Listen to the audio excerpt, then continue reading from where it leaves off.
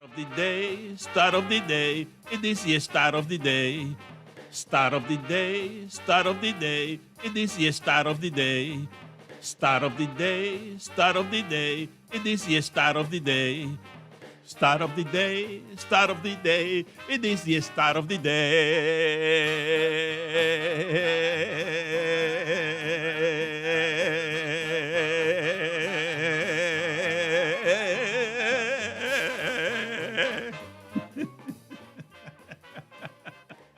This is from Danny O'Neill on Twitter. Dan, did you know in the Mariners' 44 years of existence, they have experienced more ruptured testicles, 5, than playoff appearances, 4?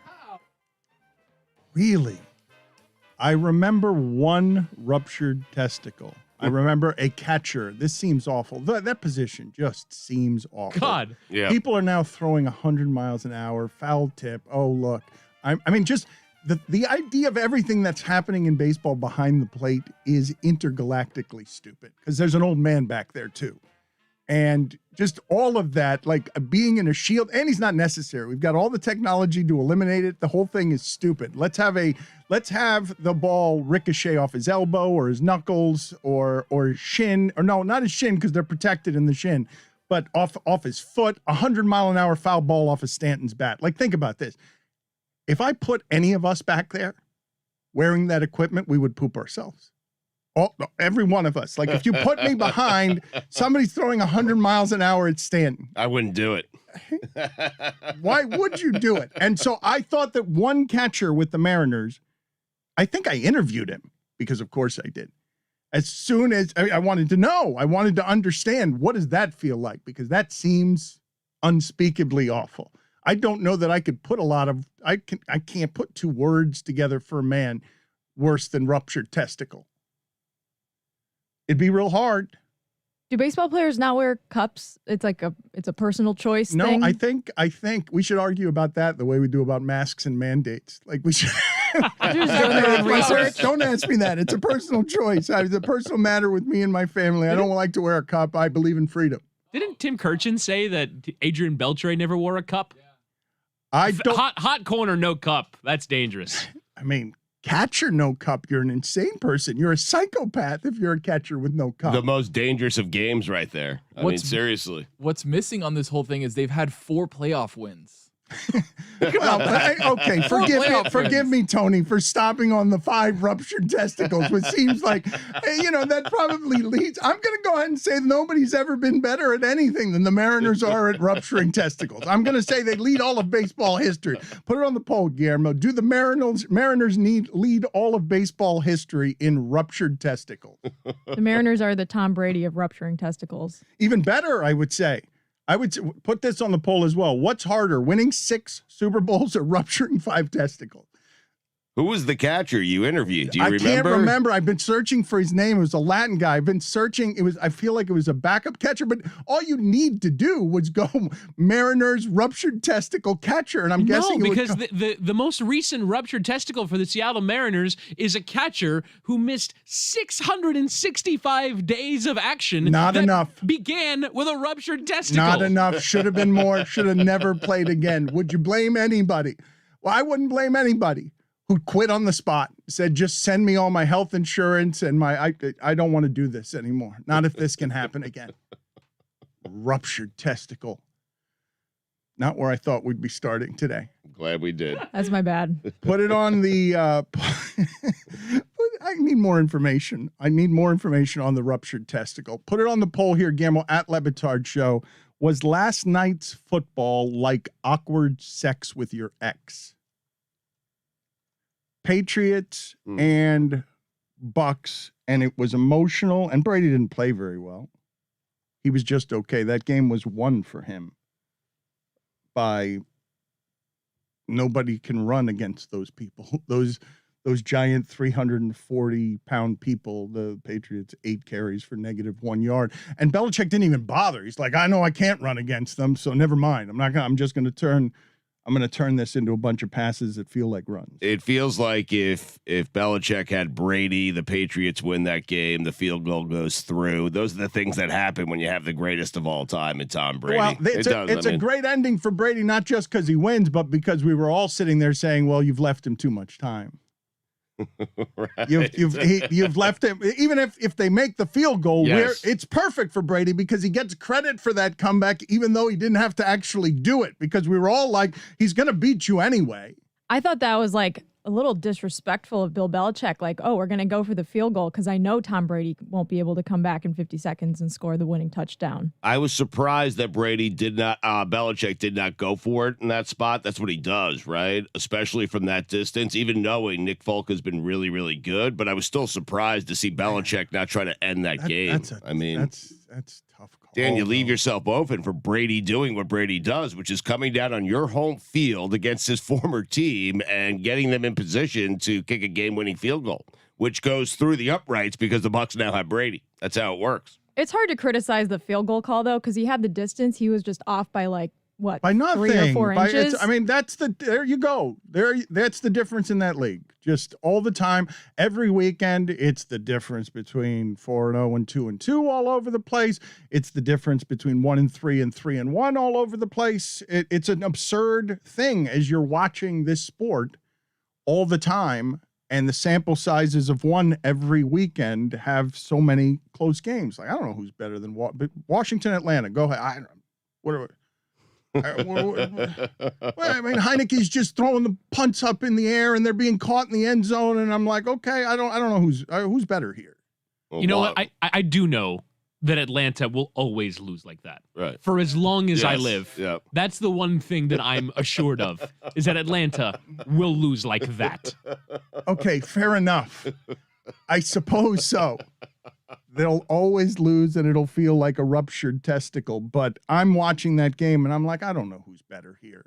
I thought last night's game, though, was emotional. It was a lot of fun. I enjoyed watching it. I thought the fans handled it very well. Belichick went and spoke to Brady finally after the game for 20 minutes, walked into the Buccaneers locker room. Like, I thought all that stuff was kind of neat and kind of fascinating. And that's a game in Foxborough in the driving, pouring rain that we've seen Brady pull out for Belichick 1,000 times. And last night he did it for Tampa. And I thought that was kind of fascinating to me. How come we're not starting off the show calling Belichick a look at me, Larry? Was that what called? Monty Williams, the coach of the Suns. I mean, went going to the locker room, making this about himself, going to do his like. He was also very well dressed meeting last night in the pregame.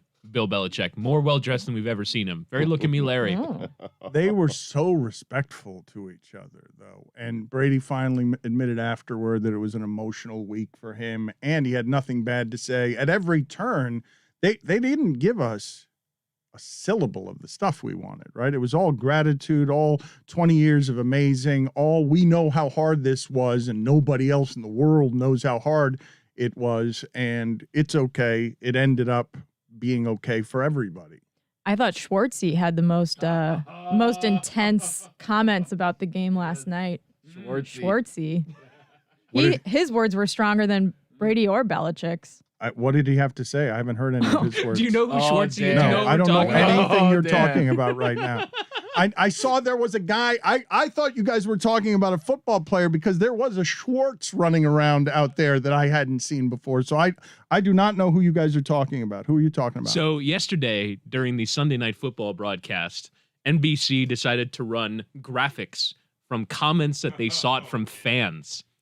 And one graphic that went viral on social media is from a fan who goes by Schwartzy from Ashland, Mass. I wish I could do a bad Boston accent, but all I've got is Martin Sheen. Cochran. Cochran. That's all I got. So you can't do any of you do a Boston accent? I'll try. What makes you know that Schwartzy is from Boston? Since I don't know what this is. He's from Boston. His from name's Boston. Schwartzy. Danny's from Boston.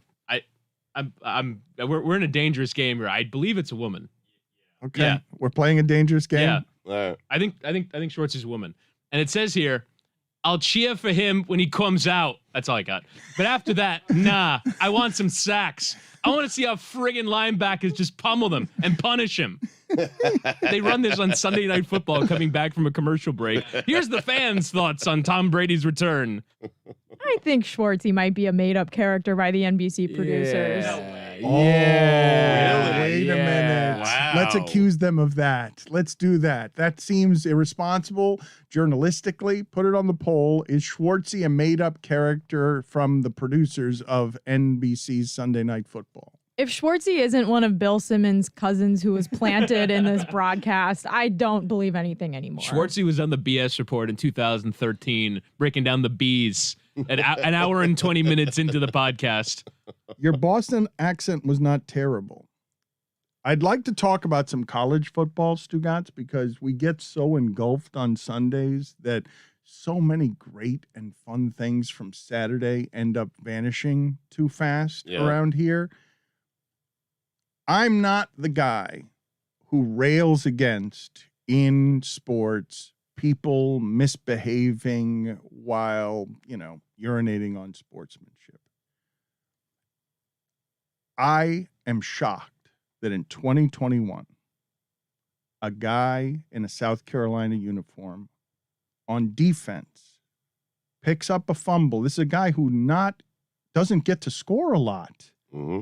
Picks up a fumble and runs toward the end zone in a game that his team is only leading by a touchdown. So he needs to score this touchdown and put the game away. And before he gets to the goal line, flips the ball away. And I'm not the guy, Stugotz. I want everybody to be having fun out there, showboat, swagger all over the place.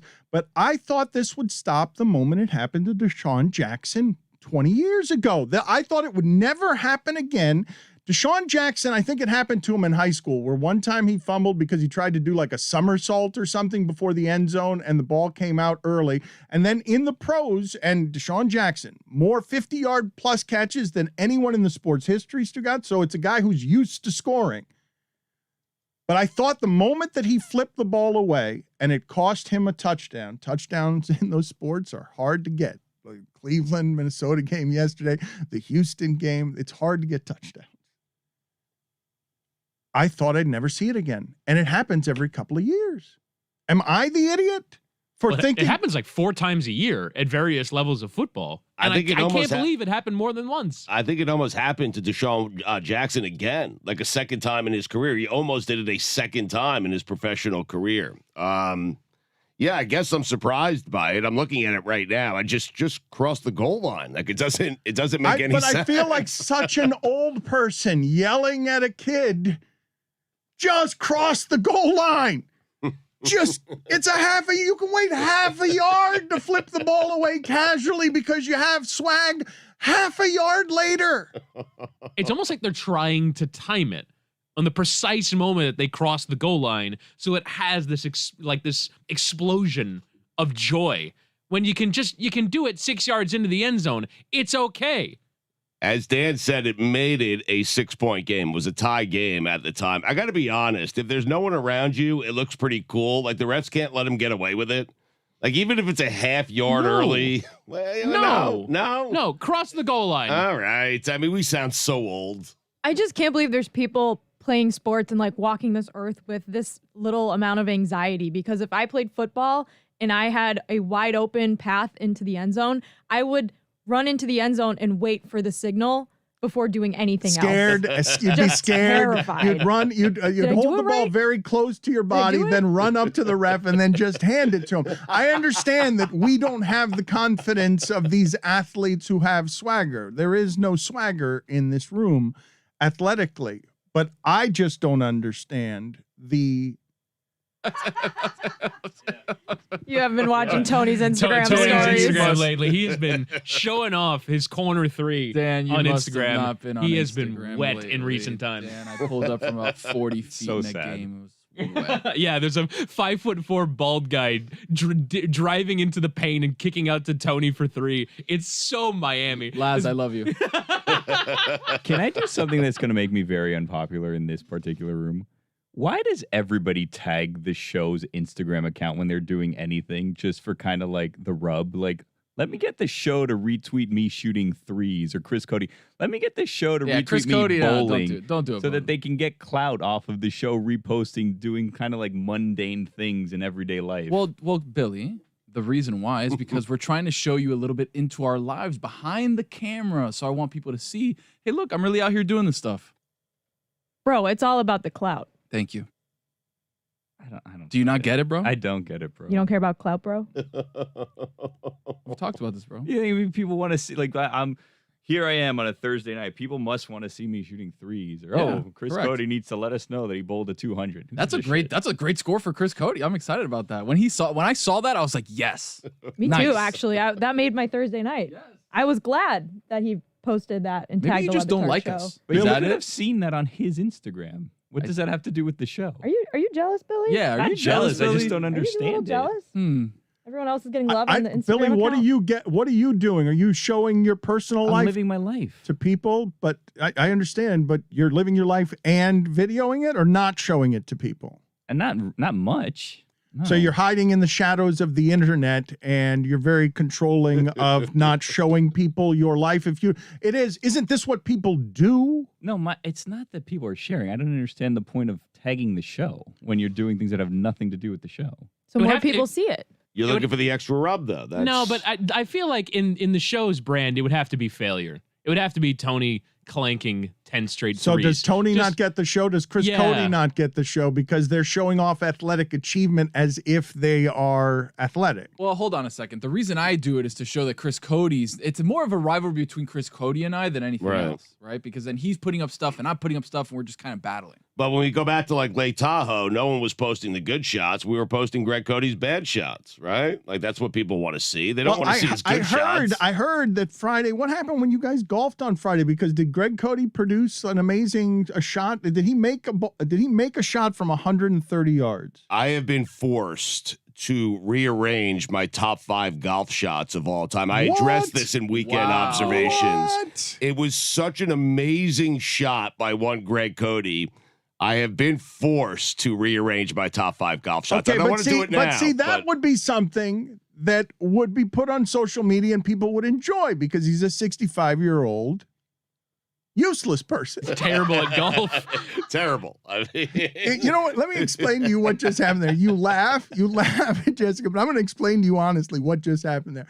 I went through my mind, through a file cabinet in my mind, and I was woke and grabbing bum, and I threw it out, and hobo, and I threw it out because, and homeless, and I threw it out because now it's unhoused, and so I just went trying to clean it up to useless person, which is really worse. It's really worse, gonna I be so believe, than upset. all those phrases I just used. So that's what happened there. That's why the pause was there. It was the most accurate term, though, I think. Oh, man, cutting to the core of Greg Cody, man. I mean, we had so much fun. Harsh insults. I will tell you, I haven't rearranged my top 5 golf shots since Mike hit the shot back in 2019. But Greg has forced me to do so over the weekend. And Tom Watson's pitch out of the sand, 82 U.S. Open, I believe, is no longer in the top 5. Wow. I hate to say it. Wow. That's unbelievable. That good a shot. Okay, but I want to get back to what Billy's point was here before we get to more football nonsense. Billy, I think you're right. That unless it's Greg Cody's athletic achievement, we should not be out here as if we have any swag while condemning the Deshaun Jacksons of the world for flipping a ball before they get to the goal line. I think you've got it right. They're doing it wrong. It's got to be funny and awkward and us bad at sports, not wet Tony from 3. But I mean, but it's also like a pickup game. It is Like, not a pickup game. It is a pickup game. It is Who not a pickup game. cares? It's a league. It's not a pickup It's a game. pickup league. It's not a pickup league. We're all on teams. Pickup means that I'm picking up Dan off the bench. That's not happening. I am with Billy's more timid social media presence. And this is going to be rude, but I don't think it's as impressive as you think it is. I don't know if you saw that 3. I mean, Dan, it was impressive. I'll show you now, Dan, in the break. It was impressive. Tony's impressive, all right. Thank you. Stugotz, what happened to your Gators this weekend? What do you mean? One of the funniest things from the sports weekend, I thought, was the Kentucky football team tweeting out the viral video of that guy in sandals and socks who got an alligator in a garbage can or tricked an alligator because it's not a very smart animal. tricked in that. It's got such a small brain. It's the Greg Cody of the animal kingdom. I thought you were going to go Stugotz. I really did. And you should have. I mean, And you're beating up on poor Greg Cody. He's not here to defend himself. What happened to your Gators? What happened? Because Well, they're not my Gators. Well, you made them number 2 in the country. They still No, are. you said they were. Yeah. You said they should be number 1 in the country because they lost to Alabama. That's what you said. They lost to Alabama by 2 and had a chance to tie the game, late in the fourth quarter, and that's all we should look at as it relates to their resume. I don't care about the Kentucky game, okay? That's the only thing we should look at. That Just team end their came season. close to beating Alabama. Yep, they did. I think that was Kentucky's first time winning against Florida at home since 1986. Lane Kiffin, Spencer Hall came on with us and predicted that Alabama would lose and predicted that Florida would lose. And Lane Kiffin, you saw the interview he did before the Alabama game where he's like, get your popcorn and through your headset. You can't go down 28-0 after that. You can't. You can't go No. for fourth down No. 3 times in the first half, fail on all of them, No.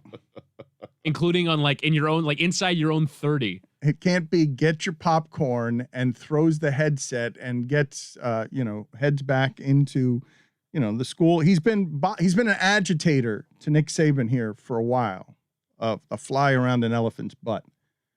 It feels like to me that Alabama, especially this year, the distance between them and everyone else is larger than it's ever been. Not Georgia. We'll see. No, Okay? no. Come on, Stugotz. Okay, I mean, well, they're just Georgia is physically manhandling everything put in front of them in a way. I can't wait to see it. Like it's not a foregone conclusion. I don't think anybody listening to this who's been watching college football would just, after seeing what Georgia did to Arkansas, right, and how much that's a physical Arkansas team, and to do that to Arkansas, I think most people listening to this would say to you, no, Georgia's defense absolutely has a chance against Alabama. I have no idea how good Clemson is. I'm not certain Arkansas is. Clemson's any terrible. Clemson's over. Okay, but those Okay, are the teams that's that Georgia dramatic. beat. So my point is, They're not over. They're not as good as the last 5 years. but that's over. but that's who Georgia beat. And my point is, I need to see Florida play Georgia so I can determine how good Georgia is. I know Florida's good. I have no idea if Georgia's So any now good. Kentucky's good too, right? Well, yes, Kentucky by extension is good, but I need to see Kentucky play Alabama. You see what I'm saying? Everyone has to play Alabama, Dan. We got to play transitive property 4 more times through before we can actually judge if anyone's good or not. All right. Well, we spend a lot of time. You guys say this, so let's do this then. We have spent a month delighted and obsessing over football as if a pandemic never happened. Guys, it has felt good to be on Sundays watching all this stuff and all this athleticism, and the game is fun, and last night's game is going to get a monster rating, and it has felt over the last month, football's taken over again, as it always does this time of year. Poor baseball. Right. Poor baseball yesterday. That's every Sunday on steroids is football, and they tried it one day. Here are all our games at 3:00. Right. They all matter. There are a million permutations here that matter, and it got swallowed by football. I mean, you started going up against the witching hour. Bad idea. Okay, but beyond that, it's not just that you're going up against the witching hour. Nothing in sports and nothing in television can do that, because football's got an unbelievable place in America. But baseball can't do a lot better than yesterday. I mean, that Giant team, that story is crazy. What is it, 107 wins? The Dodgers they've got more money, more talent than anyone in the sport, but couldn't somehow catch the Giants, and now have to play a wild card game against a Cardinals team that has spent a month straight winning. The Dodgers had 106 wins. They have Right. one game for their And lives. no, it's amazing. And so, but baseball, what I'm saying is baseball can't do better than this. And Yankees and Red Sox walking off for their playoff spot, and it gets engulfed by Washington, Atlanta. Yep. In football. Mm-hmm. But we talk about it so much, and a month in with 4 games of sample, when none of this will matter in 2 months because everyone will be hurt and all the rosters will change. When I ask you who's good, all across both sports, both college football and pro football, who do you know is good? Because the Chiefs are 2-2, and I know they're good. Like they're what do you mean? 2-2. I mean, they've lost twice. We all know the Chiefs are good. And that might not be in 3 months if Mahomes gets hurt. Right. If one injury happens in these violent sports. Is the Raiders for real? Are the Raiders for real? Are the Cardinals for real? Ugh. Because they're 4-0. Their offense is awesome. And yet I've got some doubt. Yep. I still have doubt about Arizona. As you should. You don't know if they're good. Wait a minute. Why should he? I think it's the It's second. just the Cardinals. I think it's the second time in 40 years. So you're going to do it based on, okay, let me see what you're doing here. It's just the Cardinals because you're going to blame somebody who was playing in 1994? I mean, they haven't been good since Kurt Warner. You're talking about the Arizona Cardinals, Dan. They don't have a long history of being good. I think this is in 40 years. I believe this is the second time they've started 4-0. But Tony yesterday, wet Tony with the corner threes. And top of the key, Dan. Proclaimed the Cardinals the best team in football yesterday because Tony's takes have swag. He proclaimed the Cardinals the best team in football. Now you got Whittingham saying, I have my doubts. But Whittingham, if you have your doubts about the Cardinals, then who don't you have doubts about? Mahomes. The Chiefs. The Bucks. The 2-2 Chiefs. The Bucks as well. It's just, I mean, like defensively, they've been decent this year. And obviously, like, Kyler Murray surviving 17 games kind of scares me because he runs a lot. He hasn't finished the season healthy. It's just, it honestly is just their logo. It's the fact that I've been seeing them play in the 4:00 window for years. And I don't trust that team even still. I don't trust Cliff Kingsbury, as smart and as good as he is at constructing offense. He was still a 500 coach or an under 500 coach in the Big 12. There's something about Arizona. I just don't entirely believe in them. You feel pretty confident in saying the Bills are good, right?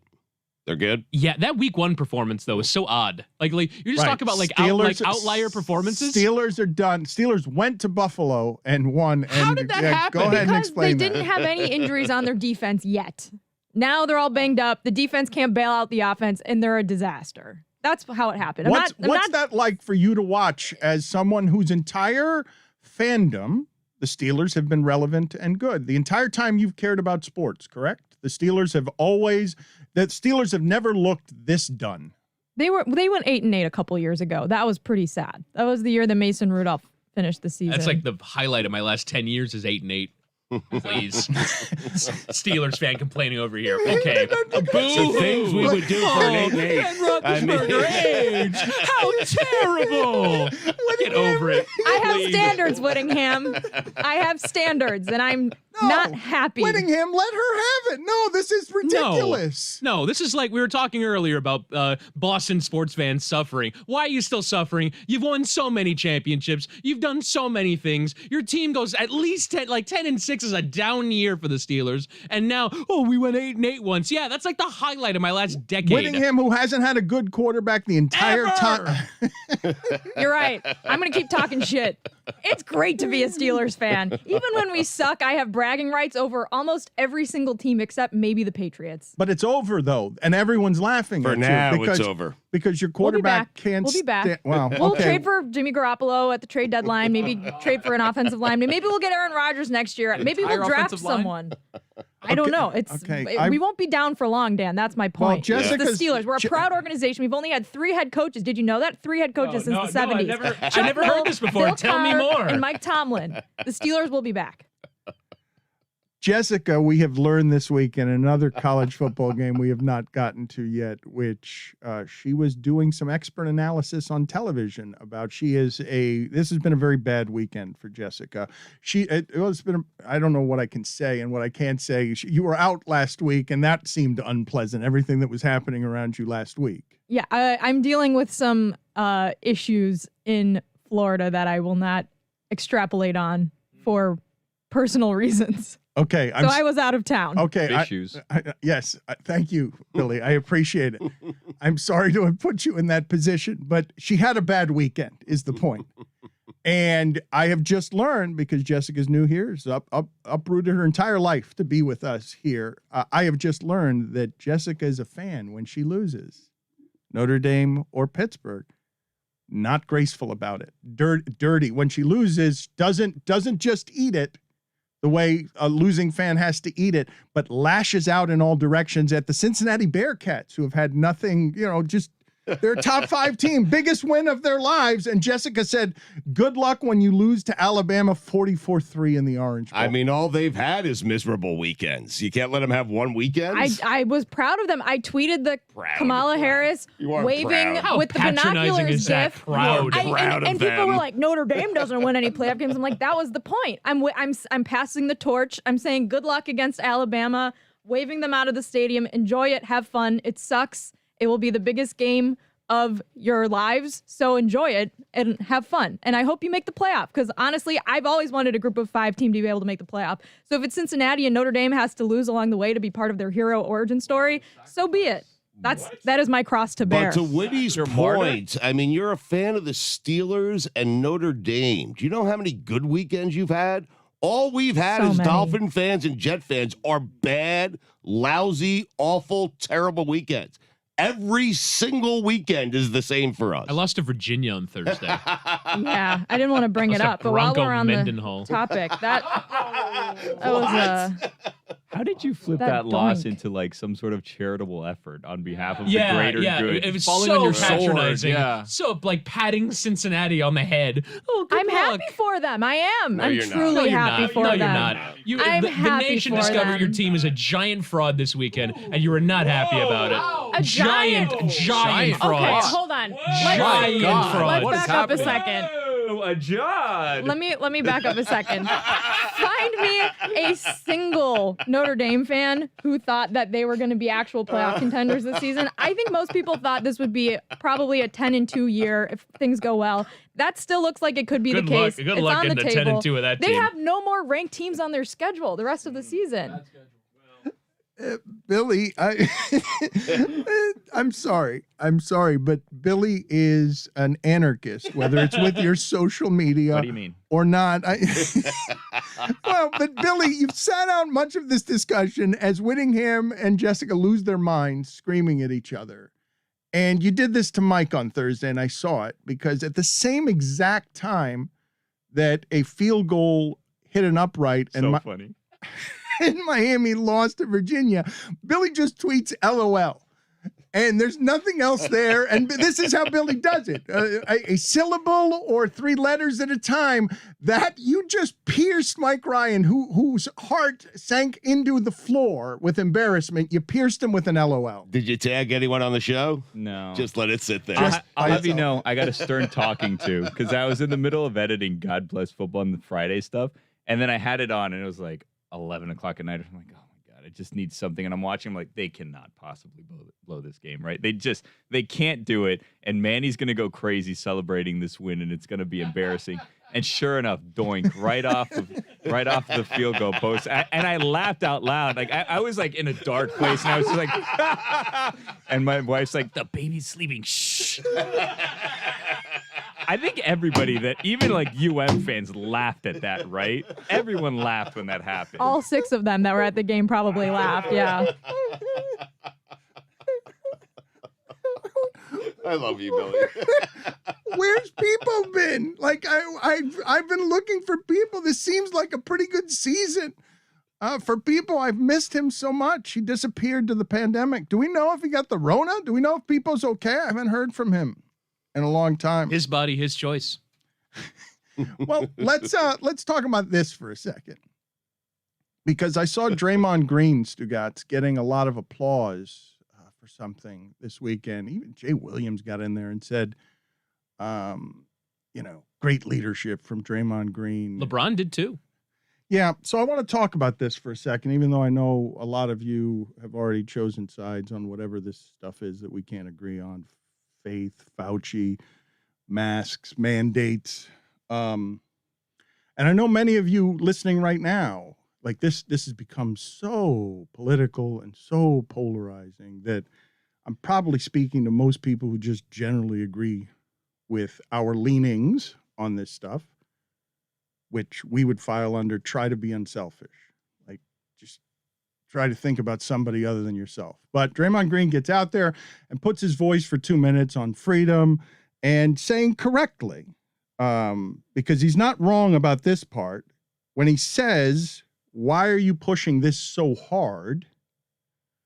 The reaction to the people being pushed athletes or otherwise, whether it's about facts or science, is going to be like, I'm put off by this. You're coming on too strong. Wiggins is now vaccinated after not wanting to do it, religious exemption. And basically, he's been forced into doing this thing that many people don't believe is American, to put something in your body, to force something in your body. And so they put their fists up on this. Right. But why are you pushing this so hard? The answer is because more than 700,000 people in America are dead.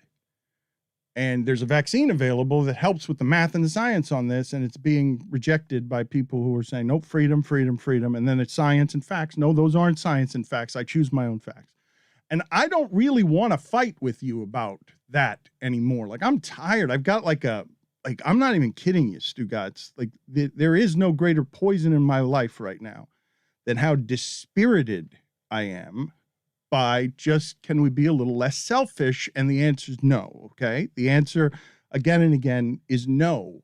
But you're broken in a way where it's like, hey, if you don't want to get it at this point, just don't go get it. That's it. You're not going to argue. It's not that I don't want to argue anymore. Like, right. I don't want to argue. Because the arguing's not working, Stugotz, because I'm seeing Draymond Green applauded. And I'm like, the answer to your question, why are we pushing this so hard? Because more than 700,000 Americans are dead. And the math and the science suggests that if you do this, if you just do this, you will help other people because, and this is the dispiriting part about the selfishness, is I see the world burning with climate change, Stugotz. Right. Like literal fire and flood that's apocalyptic. And the UN reports are like, code red, science got this one wrong. They underestimated. Like, apocalyptic, biblical, your atmosphere is falling apart is coming, according to the nation scientists, not religion and politics, the nation scientists, and a notoriously conservative organizations that's saying, holy shit, code red on climate. Code red. Because we keep digging for fuel and need a little extra money as Bezos flies in space. And I just want it to be less selfish, just a little less selfish, because you're not putting on a mask or getting vaccinated just for you. You're doing it for someone else so that it doesn't have to be more than 700,000 dead. And I don't want to fight with people about this. Like, I don't want to be like, you hate Bill Maher now. We're all taking these sides everywhere. And I don't want to keep fighting about it. But when I see Draymond Green being applauded for just saying freedom, freedom, why are you pushing this so hard? I get why you would reject that. I get why are you pushing this so hard for an athlete, for anyone else? Fuck off. Like, don't push this on me. No, I'm free. I'm American. I'm proudly American. I'm free. No, I get why you would say that puts me off. And I agree with that part for Draymond. But why are you pushing so hard? Because please save lives. Like I get it. Some of the numbers are overinflated. Like, hospitalizations, if you get this, is like 1% to 5%. Like, it's not very high. Just hospitalizations, not death. Like, the chances of it really harming Draymond are not great. But right up until it kills Karl Anthony Towns' mom. Right. Like, ask about his experience with it, Karl Anthony Towns. But it's not about yelling. It's about what happens is in the tone and in the argument of it and the reaching through the politics of it.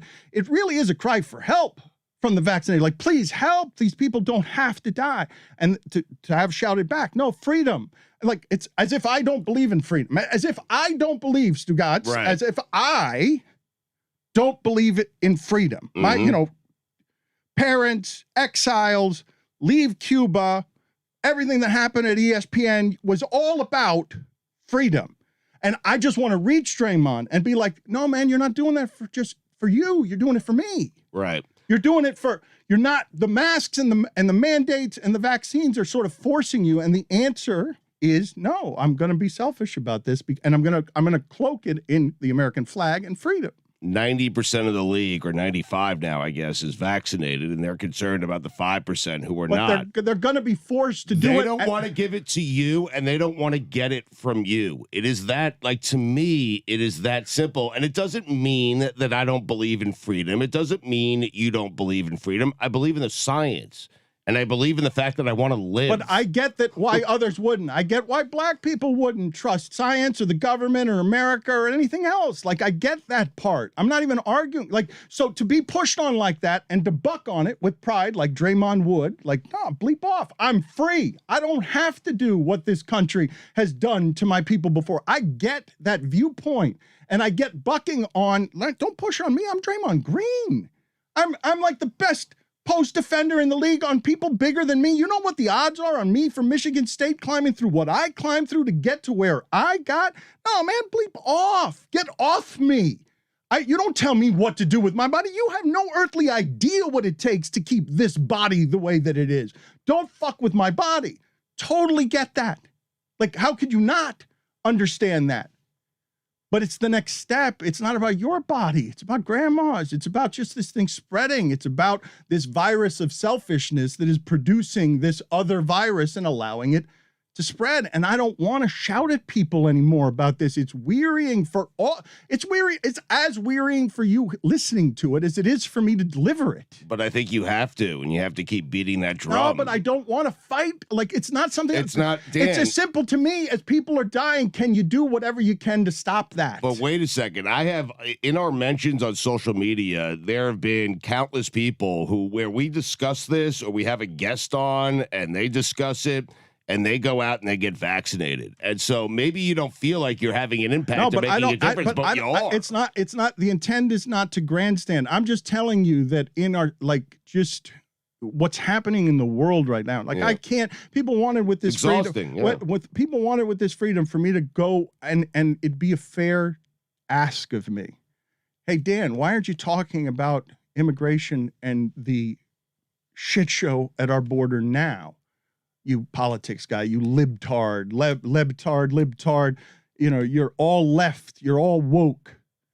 And I'm horrified by everything that's happening on the border through whatever the political administrations are, because through the selfishness that has now contaminated America, our leadership all across the board blows. And politics is contaminated and the world burns. And I want to talk about that, but let me go ahead and stop your fun conversation that you were just having, which is better radio, better podcast, the fun around sports that people come around here for. I don't want to plague this thing with sermons and virus. I want to just laugh with my friends too. But what surrounds us is crazy. And we're fighting over all of it. And I don't know how to just get back to LOL. Like, I want to that's where I'd like to live, over with Billy in the corner throwing grenades from the shadows at Mike Ryan. That's where I prefer to live. Notre Dame did not lose to do Cincinnati a favor. I'm sorry, that's ridiculous. It wasn't to do them a favor. They lost because they were not the better team. Cincinnati was the better team. And as a fan of Notre Dame, I'm happy for Cincinnati fans. That's a lie. That's a lie. It's a lie. It's just a lie. total I'm lie. happy for them. When have you ever lost and been happy for the team that you lost to? That's never happened to me before. Well, you wouldn't know what it's like, Mr. Dolphins Miami fan. Burn. I mean, Woody, you weren't thrilled for Ohio State when the flag came out late. They won the national championship. Oh, it was great. Celebrating a national championship and having a flag take it away. Oh, I love that moment. Cincinnati I did was so do happy Notre for Dame Ohio a State. favor. They saved you from losing again in the college playoffs. It's a good point. I'd rather lose in the college football playoffs than play in a group of or a New Year's Six game. I think that's a ridiculous argument that people get in every year. It's like, well, would you rather lose in the playoff to Alabama or Georgia and get blown out on a national stage or win the Fiesta Bowl? And it's like, I'd rather play in the playoff. Who wouldn't rather play in the playoff? But you just did this to Cincinnati. You just sent them away to lose 44-3 in that same game. You just did this to them. Well, they deserved the chance this year. They were the better team. I think I legitimately, all jokes aside, think that it is time for a group of 5 team to make the playoff and to be... I've seen a lot of people put Cincinnati in top 5s and top 6s and Kirk Herbstreit's ranking them high. How annoyed must UCF be right now? So UCF went undefeated, but Cincinnati's getting hyped after 4 or 5 games UCF never got. They're not going to get there, though. Cincinnati is not going to get there. They don't play anyone good the remainder of the year. Yeah, they're going to go undefeated. Yeah, but they're still not going to get there. That's undefeated. That's not true. Like, the season has been crazy enough this year. Florida already has 2 losses. Clemson has 2 losses. A lot of the top, Oregon lost this weekend. A lot of the top teams are going to have 1 or 2 losses. Cincinnati's going to make it in if they go undefeated over one of those teams. There's a top 4. Do you guys know there's a top 4 matchup in college football this weekend? Yeah. Iowa, Penn State. And one of them's going to lose. 3 against 4. Get excited. If you put Iowa and Penn State, you combine their rosters, how badly do you think Alabama would beat them? Oh, that's a great question. 4 touchdowns. Put it on the poll. Put that on the poll, please. If you combine the rosters of, let's do this. Yes, because we are holding all of Iowa's history against them. They're still the same team. Yep. It's still, was it Ricky Stenzel? Yep. Every year. You can go back further to They've had Chuck that Long quarter- and yeah. Hayden Fry. Don't you dare test Hayden Fry. He will take you to the woodshed. He is the baddest coach in the history of Well, coaches. wait a minute. So what? Is this why we obsess over Kirk Ferentz every year? Why hasn't somebody come in and grabbed him like Urban Meyer? He's not a good coach. I think he's happy with his situation. You get in a position where you're coaching for that long in the same place, there's really not a lot of incentive to leave if you're happy with it. He's got a good, a decent team every year. He sends guys to the NFL. It's a comfortable job. The reason I say Cincinnati won't get there is the Ohio State kind of crawl back into the playoff discussion has already begun. And you have Michigan, who's undefeated. So one of those 2 teams likely going to get there. It's not going to be Iowa. It's not going to be Penn State. And then you have Oklahoma. I mean, Oklahoma's just always there, No, because we're only in week 5, week 6 now, and a lot of these teams have yet to play each other, and then there's going to be conference championships. So, when there's this many losses to other conference teams early in the season, you're going to have more 2-loss teams in the conference championships, and then someone's going to have to lose. And then if you have an undefeated group of 5 team, who's already ranked in the top 5, as long as they win out, they're not going to drop in the rankings. They're going to make the playoff, I think.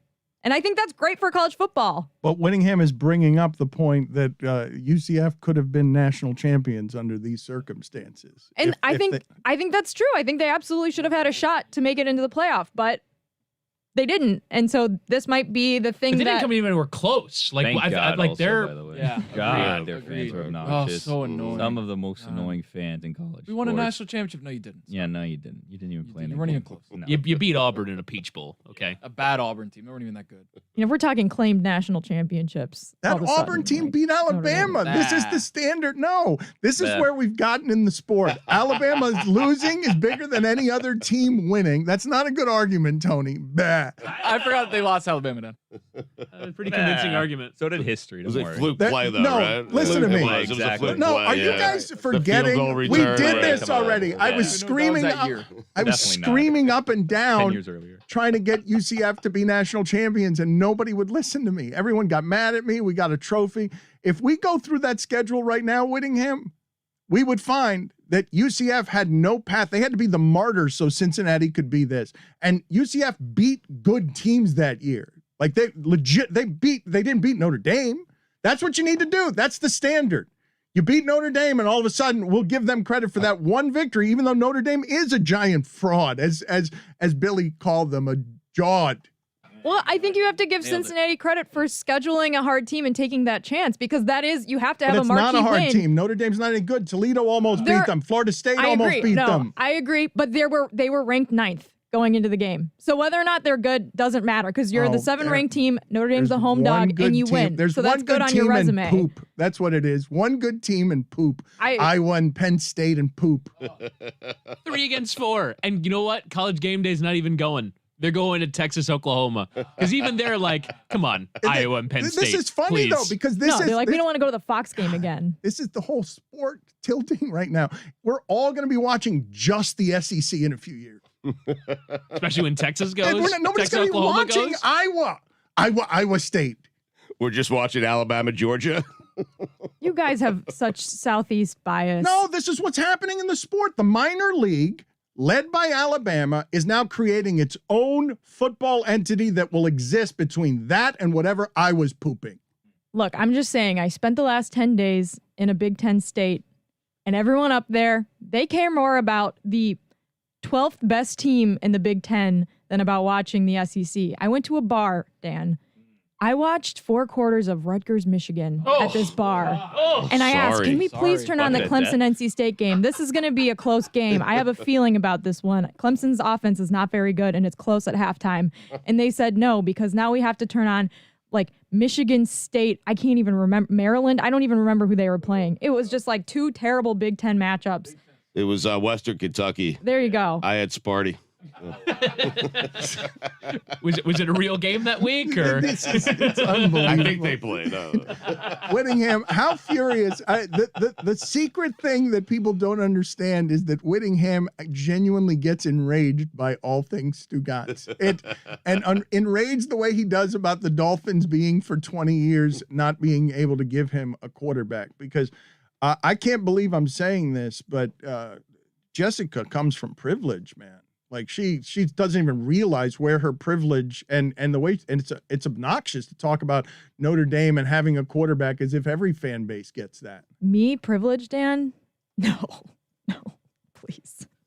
Oh, please. Wait a second. Don't you have 2 schools? Aren't two? Yeah, Don't you have Clemson 2 and Notre schools? Dame. Clemson and Notre Like, Dame. That 2 of the just 7 are best really football great all programs in the time? country. Get out of Me here. privileged? No. What a front runner.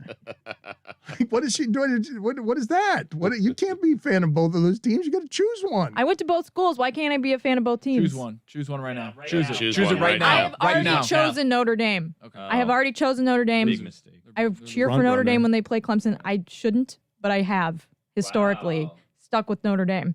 But Clemson's my number 2 team, just like the Bears. Looking good this weekend with Justin Fields. But Stugotz, to have football feel so good, as we were talking about, and for all of us to feel post-pandemic sports joy, because this is, hey, Sundays, this feels a little more normal in sports.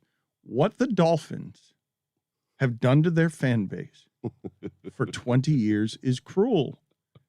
And I want, as much as last night was a celebration of Brady and Belichick, and wasn't it amazing? I'm telling you, there should have been on an alternate channel. I'm mad at ourselves for not doing it. A celebration of how shitty the rest of the AFC East has been throughout their 20 years, which created a cheat code that allowed them first round buys every season. So they only had to play a couple of playoff games at home, and they went on a historic run because these teams, the Jets and Dolphins, still at the bottom of the standings, right down there now with the Patriots, who have fallen because they lose Brady. And now look at what you're watching in that division, where Josh Allen is going to, if he doesn't get hurt, a quarterback I said was terrible, is so revolutionary because he's got all the gifts you need now. As you can't really game plan for what Josh Allen and Kyler Murray, there's no game planning for it. No. Guys, when they take the pocket and it's, hey, it's going to be 7 seconds of playground ball here because you're just not going to be able to catch me back here because I'm a Lamar Jackson hybrid and I got aliens running all over the field. And it's going to be really hard to stop us because you can't, in all of the scheming and all the McVay and all of the moving of parts, as this sport changes, you can't do anything about that. There's no coach. Saban gets undressed by the running quarterbacks. That's the only people who beat Saban are the Manziels of the world, because there's no game planning. The lack of control in Kyler Murray running around, getting you 8 seconds when Brady, the pocket's closing on Brady, 2 seconds, 2 seconds, 2 seconds, 2.5. I'm going to be this robot of meticulously being the pocket passer as the sport changes all around me. Yeah, if Allen stays healthy, they'll have a Patriot type run through that division. I'm not saying they'll win the Super Bowls, but they'll win that division just about every year. What did you want on the other channel though? Like JP Lossman hanging around? Like, what did you want? Yeah, the host has to be Ryan Fitzpatrick because he's played for all 3 of the other teams in the AFC East. He's the star of the network. Wait a minute. Let's do this. Let's create this show right now and see if we can get any of these guys signed on at Meadowlark Media. The host of the show is absolutely Fitzpatrick because he played for all of them. Oh, I'm sorry. Oh, it's a that's fine. Maximum fine. It is a maximum It's fine. $200. I mean.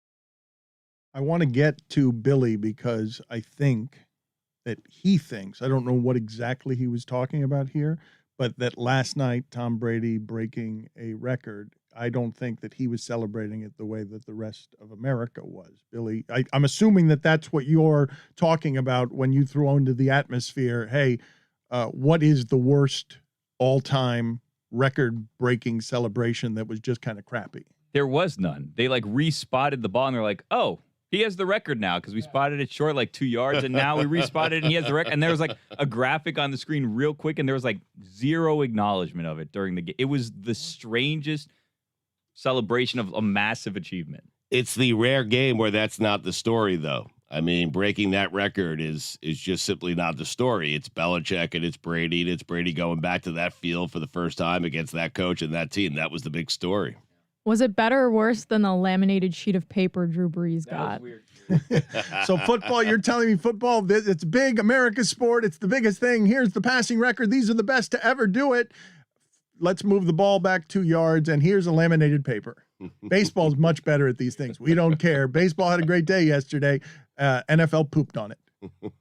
It's also part of a general trend around football, which is this whole, like, the spotting of the ball is among the more imprecise sciences that there is. They're so bad at it. And to screw up such a big moment by just a referee going, oh, I missed about 2 yards. Therefore, like, just don't move it 2 yards. Like, Tom Brady will be just fine if he can throw a ball into the end zone to break this record instead of some old guy placing it 2 yards forward towards a record.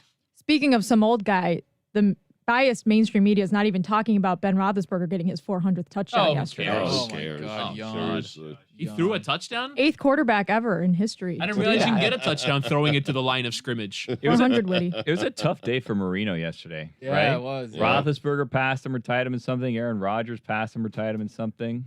Marino just turned 60, and Whittingham's been waiting for a quarterback since like his entire lifetime. He's been waiting. He just said his first childhood memory. And if this doesn't instruct you about all things Whittingham, everything that happened later in life was born here. Is seeing Marino at 62-7, where the Jacksonville Jags were just running back pick sixes and he was hobbling after them, looking like Roethlisberger does now. And America was laughing at Miami, the last great thing that we had in that And sport. Mark Brunell looked like Mahomes does now. Mark Brunell broke me over his knee. Mark Brunell. You got the worst part of Marino. And he hasn't had a quarterback since. At Pennington one year. Oh, God. How many times are you going to do Pennington? Because I had Pennington for a few years. It's This all is we why had. That's all I'm you saying have, yeah. we need to build out this other channel, this show hosted by Ryan Fitzpatrick. Pennington would also be one of the guests. We need to build out the show because I believe last night should have been a celebration equally of just how shitty the AFC East has been. It's been a comedy show their entire run. And the Patriots get credit for doing that to everybody, but no, they were just shitty, all of them. The Bills, 17 years without a playoff appearance. I love the idea of, like, most specifically focusing on the players that have played for multiple AFC East teams. Tyler Thigpen is among them. I got excited for a Thursday night football Tyler Thigpen game. AJ Feely. He's athletic. God. Tyler Thigpen is athletic. Yes. Maybe he'll be something. Revolutionary. I got excited for a Thursday night football game. I think they were home with the Rams. 20 years you've lived. It's not purgatory. There's a special kind of It's hell where just the hell. Dolphins and the It's Jets just hell. are. It's the both of them. And now they're both trying to climb back up, and Zach is giving them two good halves, and we don't know what we've gotten to. And the entire fan bases, the bottom of the AFC East, the losers, we the losers, that we are the opposite end of the sports spectrum from where that game last night exists. We're the shit that runs from the toilet that overflows in Foxborough for 20 years. Whittingham is a loser covered in shit. Who else is on this show? Hear, hear. Who else is making out this show of people who have played for multiple teams in this division? Because that should be celebrated as well with more fanfare than the 2 yards that Tom Brady got for breaking the all-time passing yards record.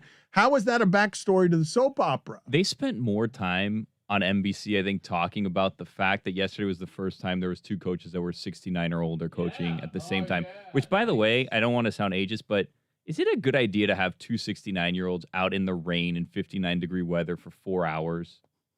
That was ageist. I wouldn't do that for me.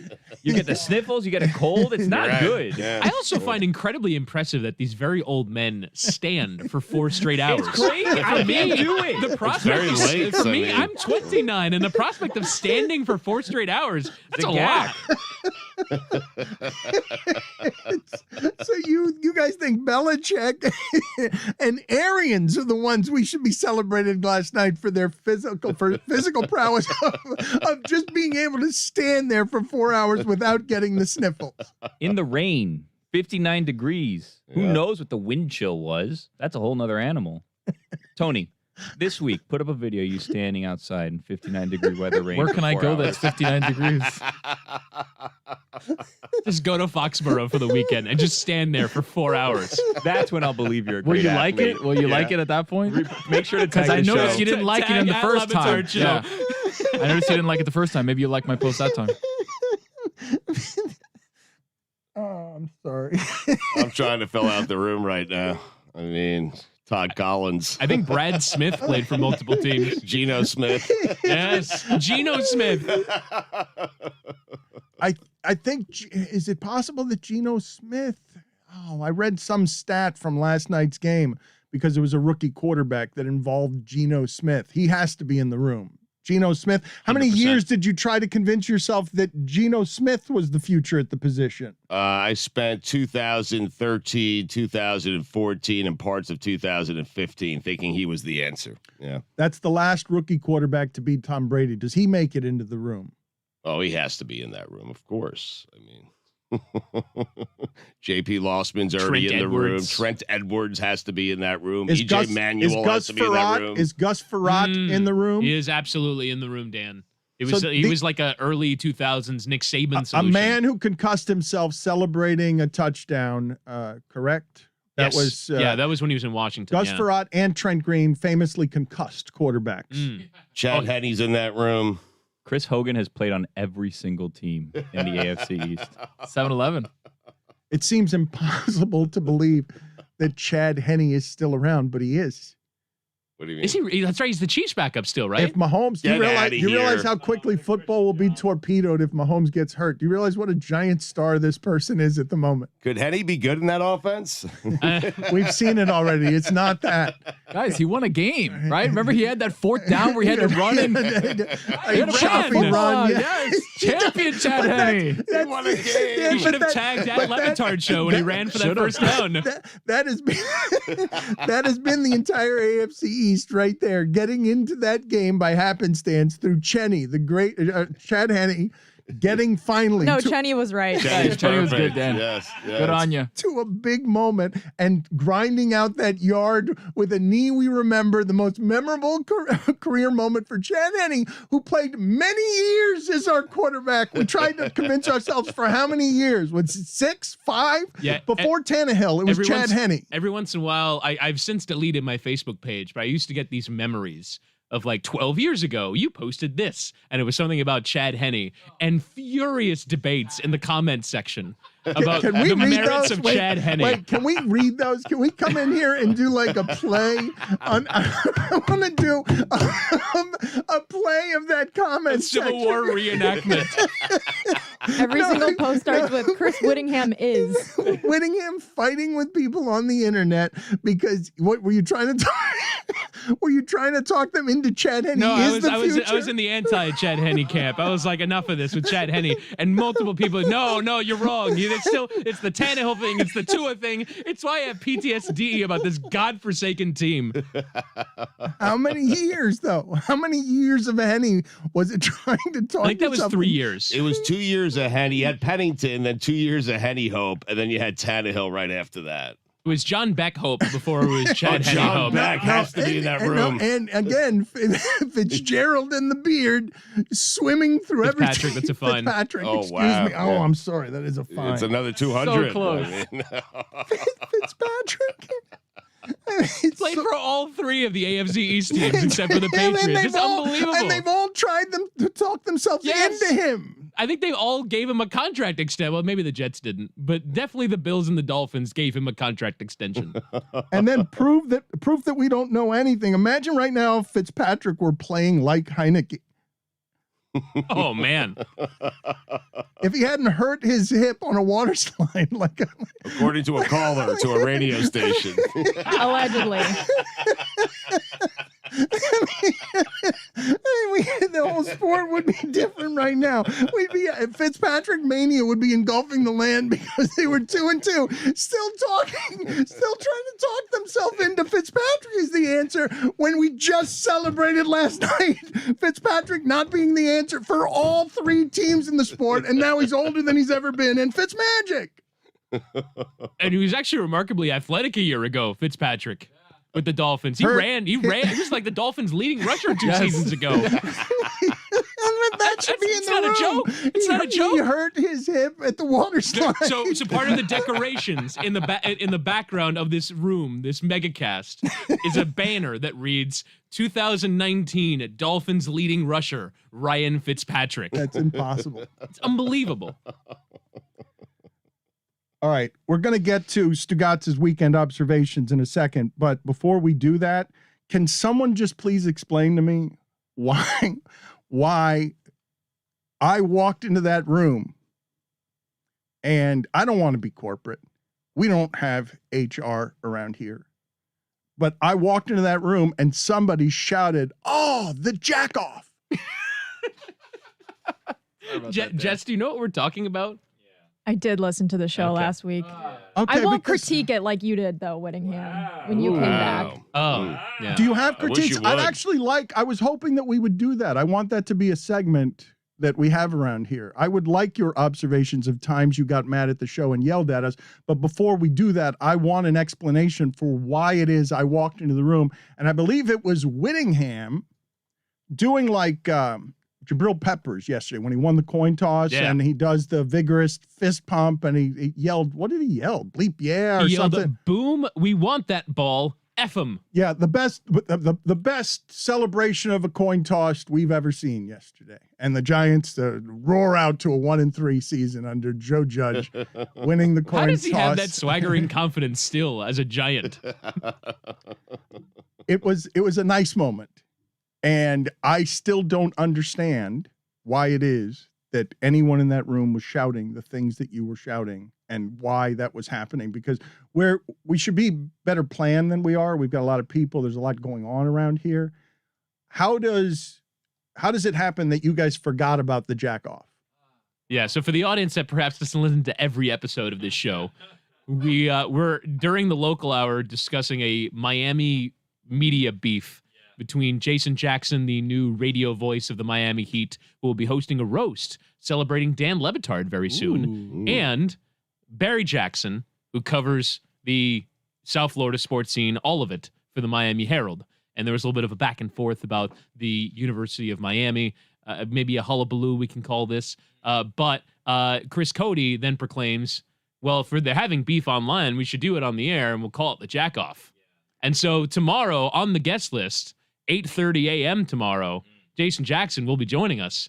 And so Tony remarked from the back of the room, it's time for the jack off. One half of the jack off we have ready, right? We need to get the other half. We need to find Barry Jackson. Mm-hmm. Will he Said- do it though? That'll be good. That would be a good segment if we had them arguing about what would they be arguing about? What were they jacking off about in the paper? The Hurricanes, Dan. Oh, no. It was the Kirk Herbstreit thing that he quoted Barry Jackson, and then Jason Jackson came back, and Barry Jackson said, that's not the thing.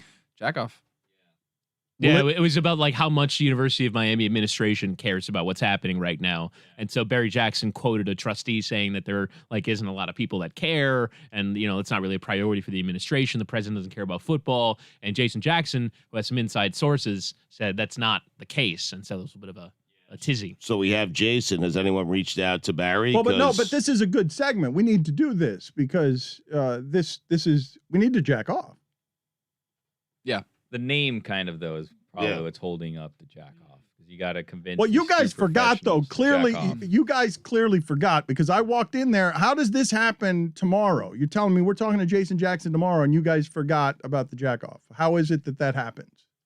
Like how we got a lot of planning, we got a lot of structure, we got corporate I mean, it people. seems fairly obvious. We discussed it on the air. You have one of the Jacksons on. You need two for a jack off. I mean, where's Barry?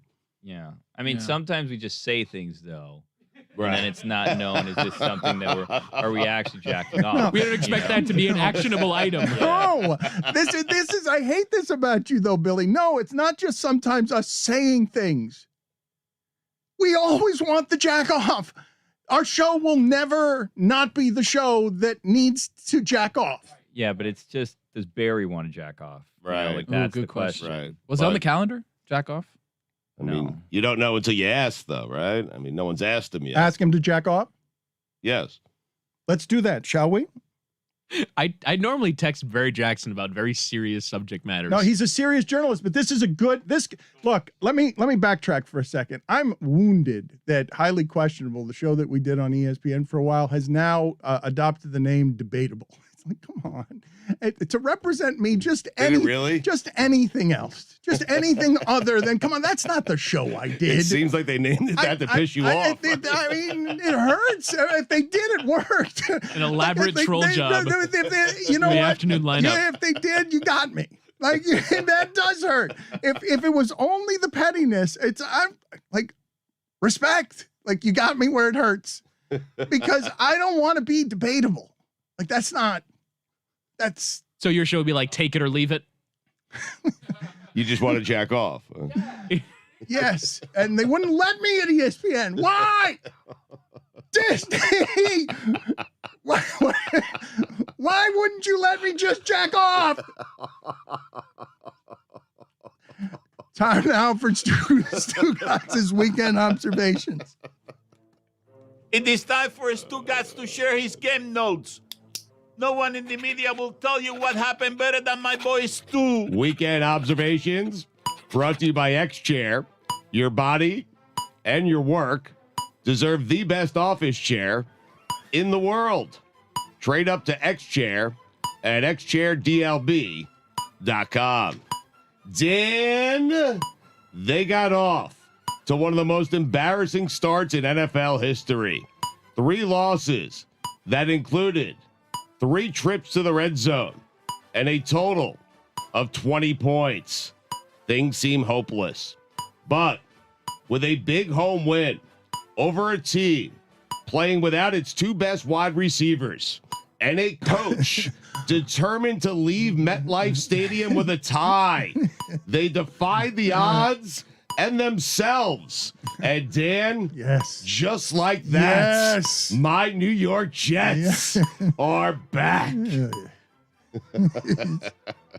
Sam Darnold, please. Bunch of garbage stats yesterday.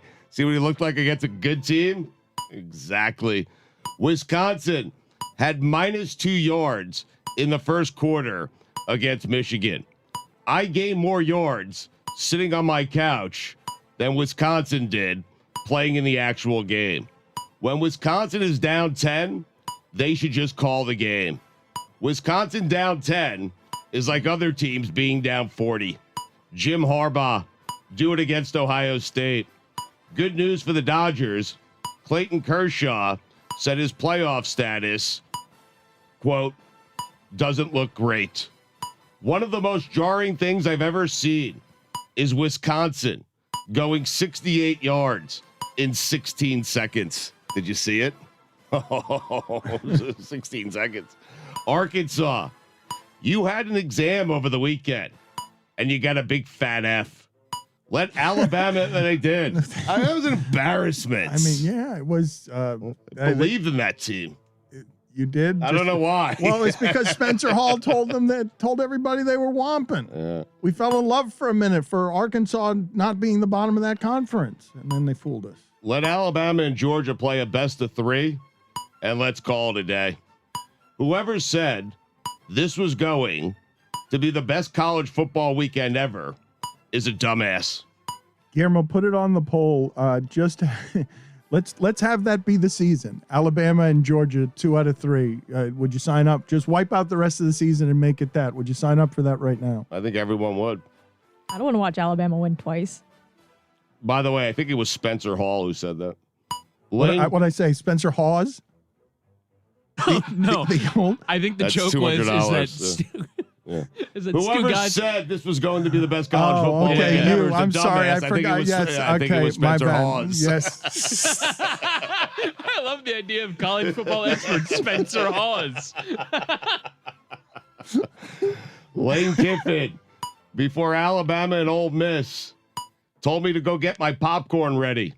So I did. Yeah, you can't do And by the time I got back, Yeah. the game was over. Yeah.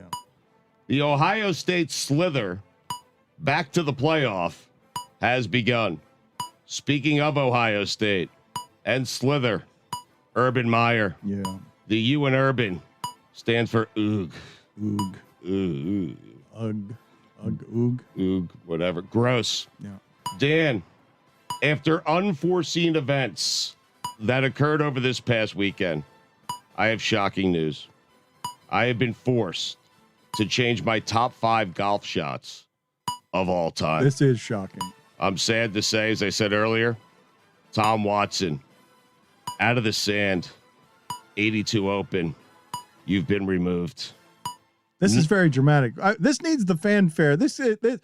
Billy's complaining about these things don't have the fanfare, these big moments. You changing your top 5 golf shots of all time deserves some fanfare. Sorry to interrupt. That's okay. I haven't done it since 2019.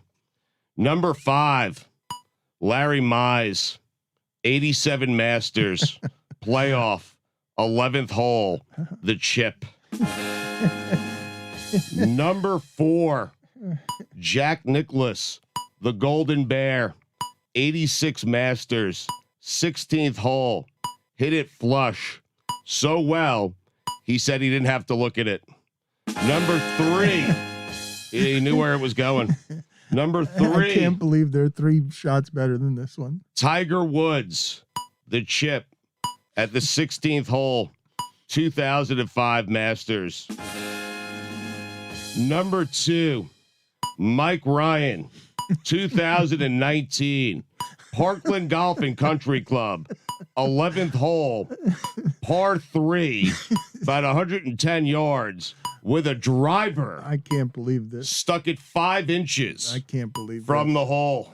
This is so you're saying there's a better shot than that. You're not just saying that Tom Watson fell out of your top 5. You're saying there's a new number 1. This past Friday, on the 10th hole of Parkland Golf and Country Club, on a somewhat rainy afternoon, and after 3 Bloody Marys with his 4th in hand, and after singing the hits into the grip of his golf club as if it were a microphone from 130 yards out in a best ball match between me and him and Chris and Mike on a hole that we were certain to lose, Greg Cody finally swung the club and drained the shot to break his son's heart and have the hole. It was the most amazing thing. It never went in the air. It was 130 yards out. He mishit it. Chris was standing right next to the hole, his son. It was rolling up to the green. And Chris gave the look that it was going in. And I said, no bleeping way.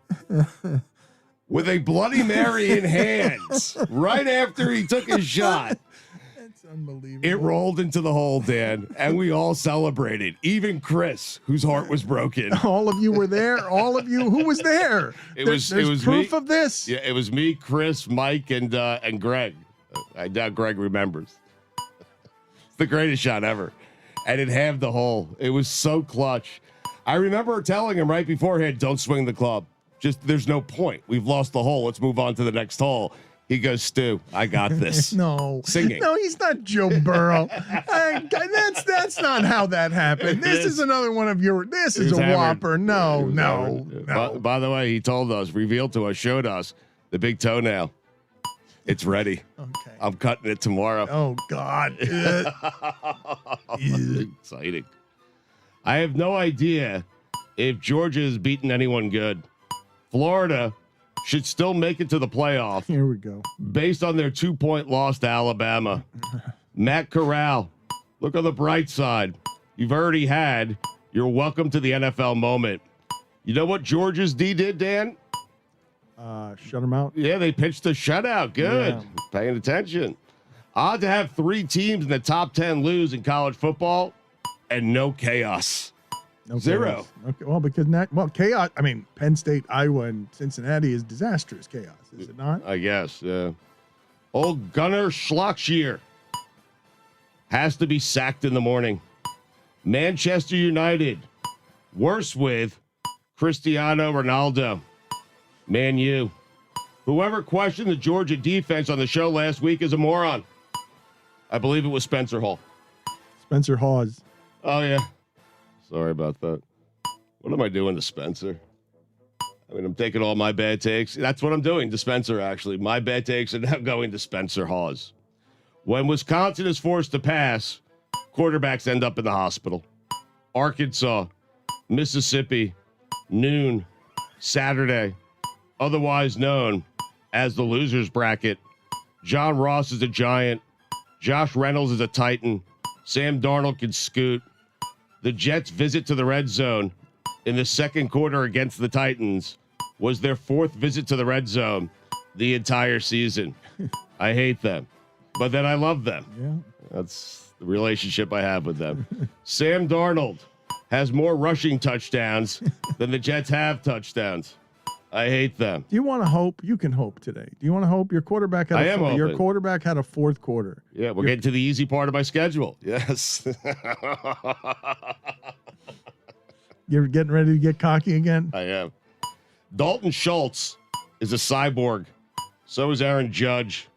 Aaron Judge with the rare walk-off and walk-in. How about that?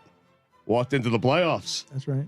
Kenneth Gainwell. You're proud of that I had one? to explain that to you. Yeah, I don't know why I felt the need. So You're they a smart walked guy. off. You Okay, get they it. walked off, and There's then they layers to walked. this, Dan. Yeah. I mean, So many of them. It's such a what am I doing? labyrinth. Kenneth Gainwell. Guess what I'm going to say about Kenneth Gainwell? That's a good name for a running back. Bingo. You're good at this. It's also a lot of expectation and pressure, isn't it?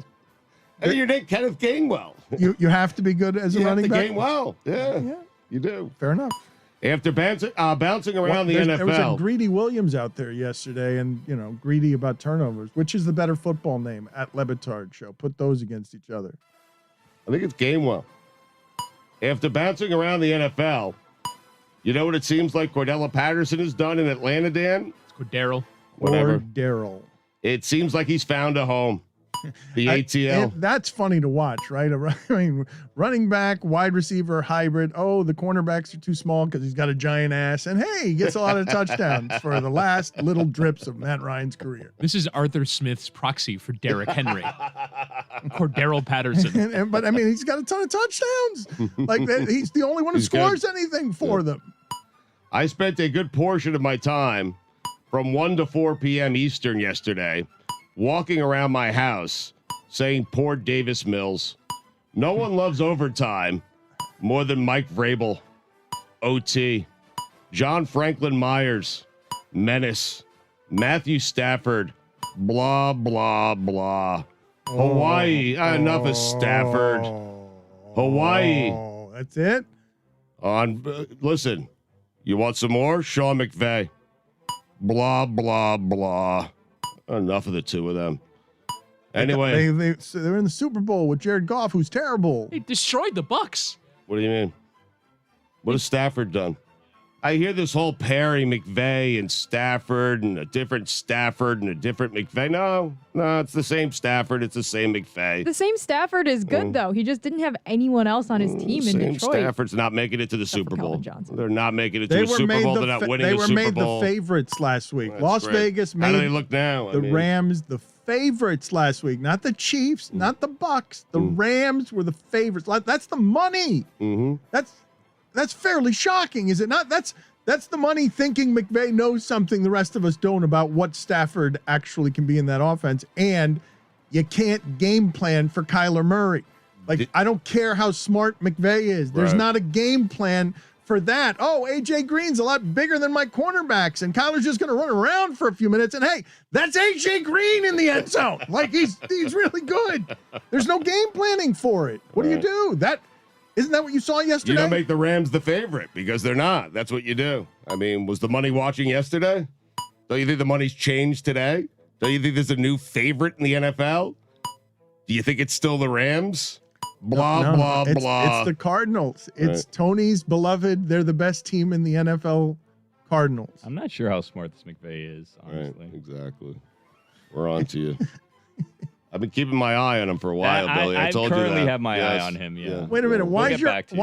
eye on him though? He got to the Super Bowl with Jared Goff. Yeah, like 4 years ago. He's done for me Exactly. lately. Living off of that. Mhm. Mhm. Anyone can make a Super Do Bowl. it with someone else. Mhm.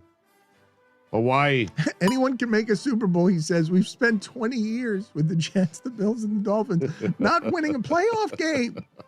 Anyone can win a Super Bowl. I want a playoff game. I mean, You're I the did. only one. I want you guys to understand that the Jets are the shining example for excellence in that division beyond the Patriots. Mark Sanchez was too good to be in that other room we were talking For about. 20 years, much too handsome, much too good. It's got to be led by Fitzpatrick. Mark Sanchez is the cream of the division, not named Brady. I want you people to understand what we watched last night. It was a celebration of 20 years of shit football in Miami, Buffalo, and with the Jets. Remarkably shit football. I heard an interview with Seth Wickersham about his new book about the Patriots. Did you know that Aaron Hernandez and Rob Gronkowski were a response to the Jets? That during an offseason, Bill Belichick sat around going, we need to find an answer for the Jets. I was stunned by that. That's their greatest moment in the history of the franchise. Better than the Super Bowl. Ryan and his, not Buddy, it's Rex Ryan and his fake teeth are all over your television because of those 2 years that represent the excellence of the division. A coach with a foot fetish, like look at what Rex Ryan's got to be in the room. Is Rex Ryan not in the room? No, Yeah. no. He's too good? He coached two of the three teams. He went to two AFC But he's too championship good for games. the room. Yeah, so is Sanchez. Yeah. The Sanchez. Jets are the Sanchez is cream. not too good for this the, room. the Jets are the cream of the division, not named the Patriots. Nick Mangold is still getting commercials Still! off of this. Still, I saw it Bud finally. Light Seltzer, he's I got was the like, most oh, amazing agent in the Nick history Mangold. of Hollywood. Bart Scott's got a national radio He's show. a center. Can't wait. He's a center. Quit giving Mangold commercials. He's How a did that center happen? for How did the that happen Jets. for him? Because it's the cream of the division, not named Brady and Belichick. That the Jets represent winning in that division. That's not the Patriots. That's how bad the division has been for 20 years. Rex Ryan, Nick Mangold, and Mark Sanchez are the cream of the division, not named the Patriots. Bart Scott has our radio show. Fitzpatrick played for every team in the division. Bart Scott is part of 10 hours of Jets coverage now on ESPN Radio daily. I can't imagine what those shows are today. And Stephen A. Smith in the morning as well. Debatable. I didn't think Matthew Stafford, blah, blah, blah, would generate all this. I'm sorry. That was fantastic. Where was I? Hawaii. Blah, blah, blah, blah. No, Hawaii. They did what they do. On behalf of college football fans everywhere, thank you for always being there for us. You don't want Fresno big State? cover. Why don't you? Oh, okay, but you don't even want Fresno I State. was They're chasing. fun. Did They're you hear my interesting. college football record? A disputed 3-8. Yeah. Betting Charlotte football. That was a winner. Big winner. Charlotte over the fight. That was one of his winners. He knows, 49ers. You simply don't know anything other than that about Charlotte. 49ers. There's simply no other fact that you could give me about that football team. There's not one. We could wait here for the rest of time. We could let him search the internet. He will not find anything about that football team. They covered. One of his 3 wins. Picking 10 games. Why are you picking so many games? I don't know. It's 5 games a week. Who gave you Charlotte? Trying to think. You're just stealing picks now. It had to. Might What, have been on what Kazarian, other? Who are you cheating with? Well, first of all, how's your record so bad if you're cheating, and how are you cheating? Tell us how you're cheating. There's no way you're just picking Charlotte. Is the Bear giving you information secretly in the shadows? I think the Bear laughed at me when I told him Charlotte. I tried to feed the Bear Charlotte. I said I got it from someone on the inside. we can't. I was texting him during game day. I go, throw Charlotte up there. Do you people not see how dangerous all these gambling alliances are? Stugotz is in bed with everybody. Can't remember who told me. He's going to contaminate all of sports and get us all arrested. Tom Brady, the rare time a general won the war before he won the battle. How about that? If Belichick had Brady. You know what? That's totally true. It is. Usually it's the other way around. You win a battle first, right? I hadn't looked at it that way. That was excellent writing. Thank you. It's a poignant observation. I am stunned by what just happened. That right there is if 1,000 monkeys bang on 1,000 typewriters for 1,000 centuries, somebody's going to write Shakespeare. You just wrote a poem. Stugotz just took Wickersham's book and wiped his ass with it. You just told the story. Bill Belichick, blah, blah, blah. He had Brady, he wins that game. How did you start? Read that again, please. Can we go back there for a second? Because I want to Sure. enjoy the Matthew Stafford, the idiot poetry. blah, blah, blah. Tom Brady, the rare time a general won the war before he won the battle. You like that, huh? I mean, Wow, I got I impressed the writer. I have tears in my eyes. It's like seeing a child graduate. He wrote a proper and poetic sentence. He went to the trough where everyone was dining last night, and Stugotz is the one who emerges with the pearl. Yes, you told the story. People were watching last night and did not notice that Brady broke the all-time passing yard record because of that observation right there. Yes, let's watch General Brady come in here and conquer Belichick one more time and prove it to him that oh, God, that's funny. It's just perfect. It also still doesn't really make any sense. It doesn't matter. That doink you heard off the goalpost was a symbolic sound representing how Belichick has handled the entire Tom Brady situation. It did seem to be like a louder noise It was that came a from the super post. loud It seems doink. like the microphone was placed Why at was it so exactly the loud? point in the post. You know, it was suspiciously loud.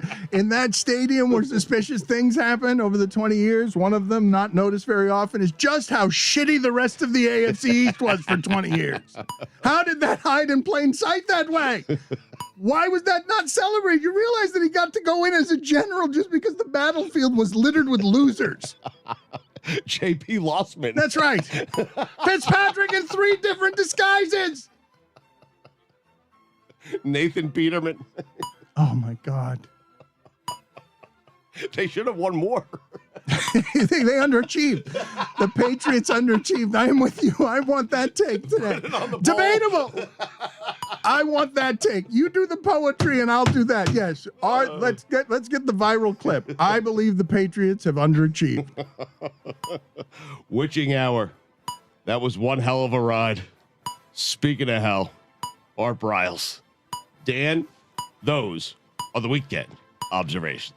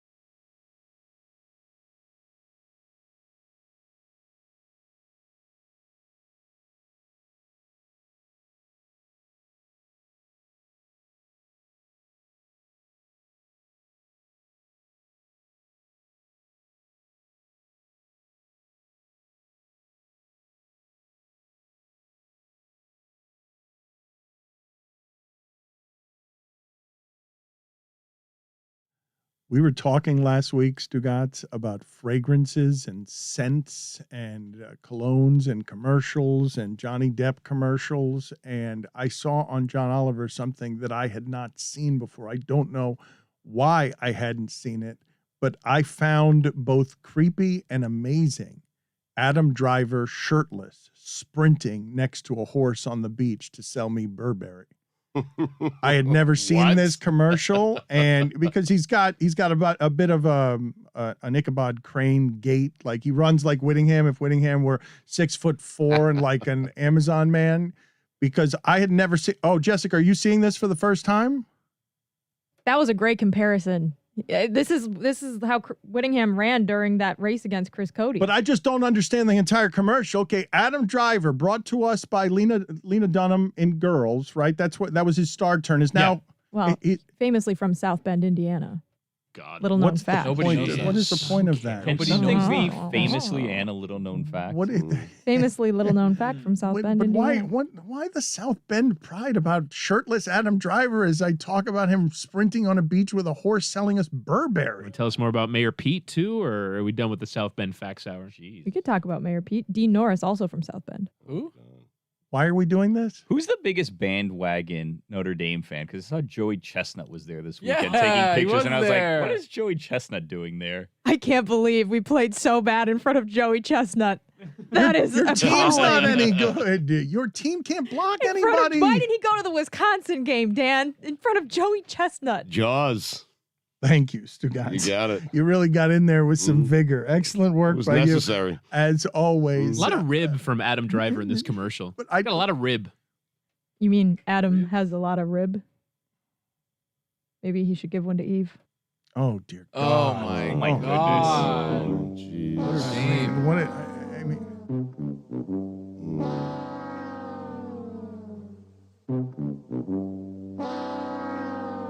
One more. I ruined this segment. We're like 3 minutes in. Like, this isn't even what Dan wanted to talk about. Bible jokes. Notre Dame, of course. Notre Of Dame. course, that's what you're going to get. The proud golden domer. An Adam and Eve joke. Oh. Where were you going? I mean, where I was going is that Rocky IV, this is the Stugotz wheelhouse, the one and only Stugotz movie wheelhouse. I'm stunned that you have not brought this up today, that you didn't skip into work today. In November, one night only showing is coming. One night only of Rocky IV with 40 minutes of unseen footage Oh my God.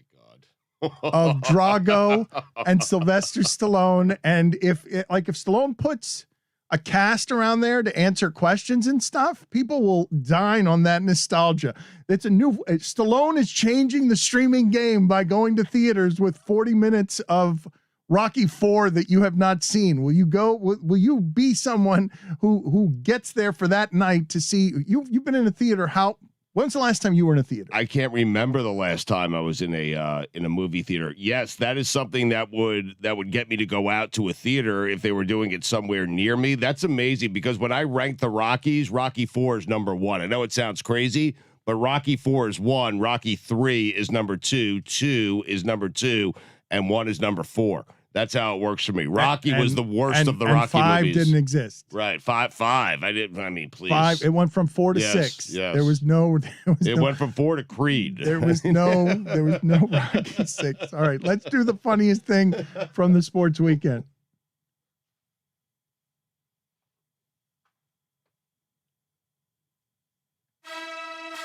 Hey, people, tell us what in the sport made you laugh hardest this weekend. It is a segment we call What Made You Laugh This Weekend. Ha ha ha! Bonus Rocky 4. 40 minutes, Stugotz. Amazing. It's like it's got to be a third of the movie. excited. They're just and what? How do you dress it up? It's not going to be just 40 minutes, right? He's going to make something around it, so it's special, correct? And it's a one night. It's a little cash grab, prostitution cash grab. Right. Just here, 40 Yeah. minutes. He can do this. He can do this probably with all 6 of them, or right? All the ones. Couldn't he do this The with 4 and Creed, you mean? Yeah. You can't do it with 5. I mean, He can't make no one's showing up for 5.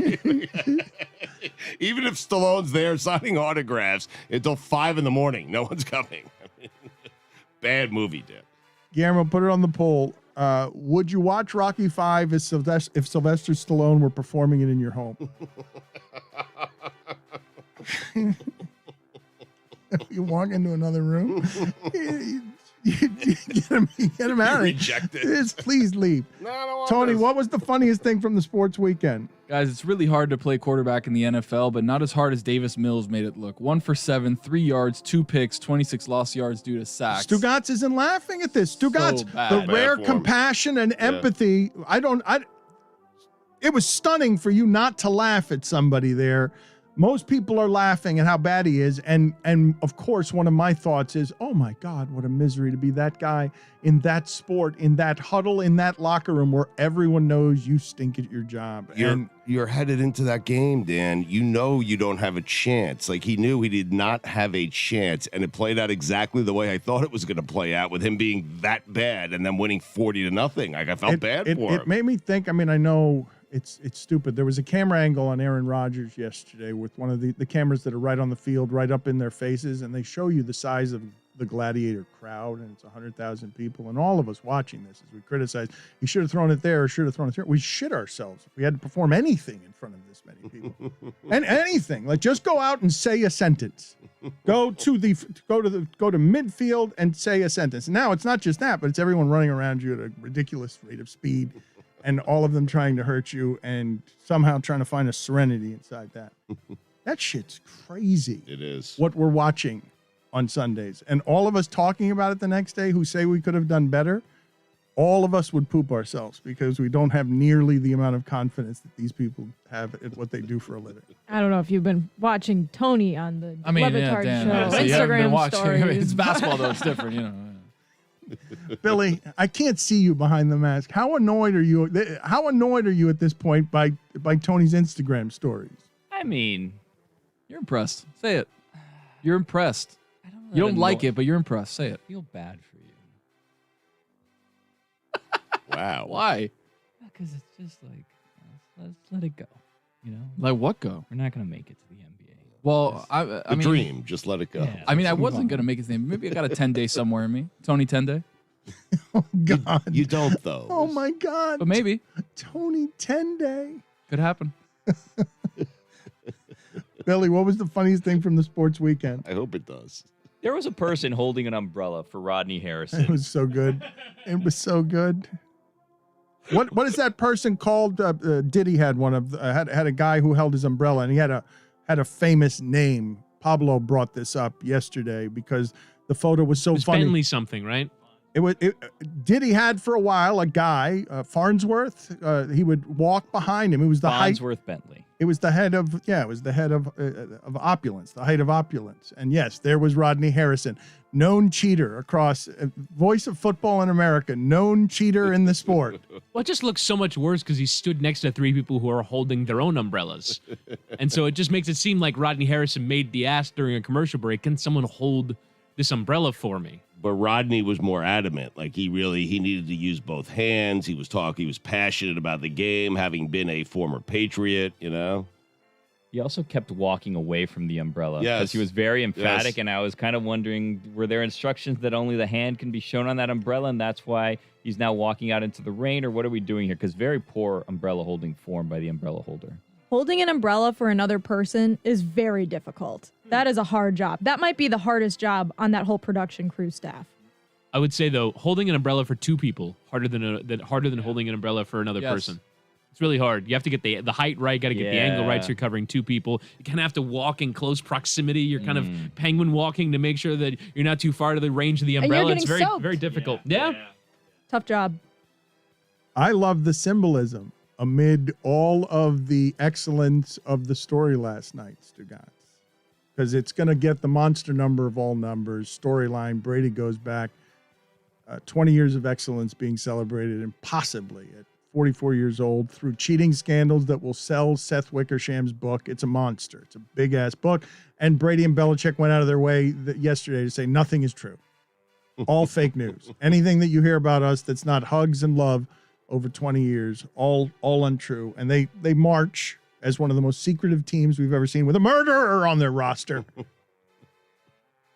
A murderer on their roster across 20 years of excellence being celebrated there off to the side. Cashing his own checks, not unlike Brewski. Which one of you guys played Brewski? I didn't want to say that. Okay. Brewski's fantasy team evidently is just all Patriots. Well, of course it is. That's all. That's all he picks. Yes.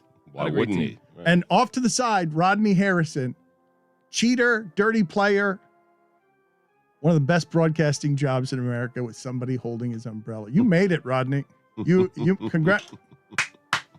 Rodney. I mean, Rodney, congratulations for getting your grift on near the cash register that were Brady and Belichick and getting one of those primo jobs that we're always willing to give to another guy.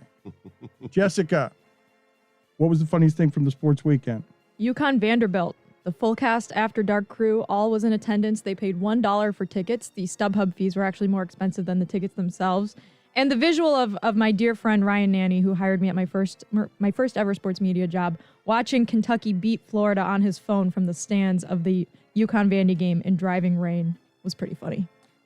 We need to come back to that podcast, Stugotz, because it is a lot of fun that those folks are having full cast after midnight, and you should listen to it. And the game ended up being incredible. Ended on a field goal by Vanderbilt. They snapped their 8-game home losing streak. UConn still 0-6, probably one of the worst teams in college football. A history. wildly uninteresting game. They did it to be. It was irony. How many people are there? Many people that go and buy the dollar tickets there? That's the bottom of football. It was also pouring rain. And there were multiple other better games on, and they committed to the bid. All of them. All four of them. No, And all of the games are better. Yeah. well, yes, correct. That was the worst But game. actually, the ending was exciting. It can't be exciting. It was. Not when those two I teams didn't want get either together. team to lose. No. That was what was funny. We came down to the last kick, and I was like, I don't even know who I want to lose this game. I feel bad for both of them. I was trying to find this game because the full cast After Dark crew had hyped it so much. It's on ESPNU. It just feels like ESPNU is where sad games go to live in infamy. Yeah. We lived on ESPNU for a number of years. Put it on the poll at Levitard Show. Is ESPNU where sad games go to live? Is that what you said? Yeah, Now, live in infamy, I think it was the phrase I used. now Bart Scott lives there. Jets football daily, permeating all of your ESPN radio lineup because you can't get more sportsy than New York Jets football. Again, the kings of the division, not named the Patriots. It's amazing. Honest to God, I feel like this is the story today that no one else is covering. Stugotz. I feel like our show on being losers, fighting across 20 years of who's better, Ryan Fitzpatrick or Mark Sanchez. And the answer is just no! No, goddamn you, no!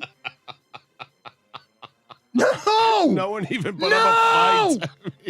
No, we had Marino. It's like Shula. We just buried Shula. A perfect season. No! Am I wrong?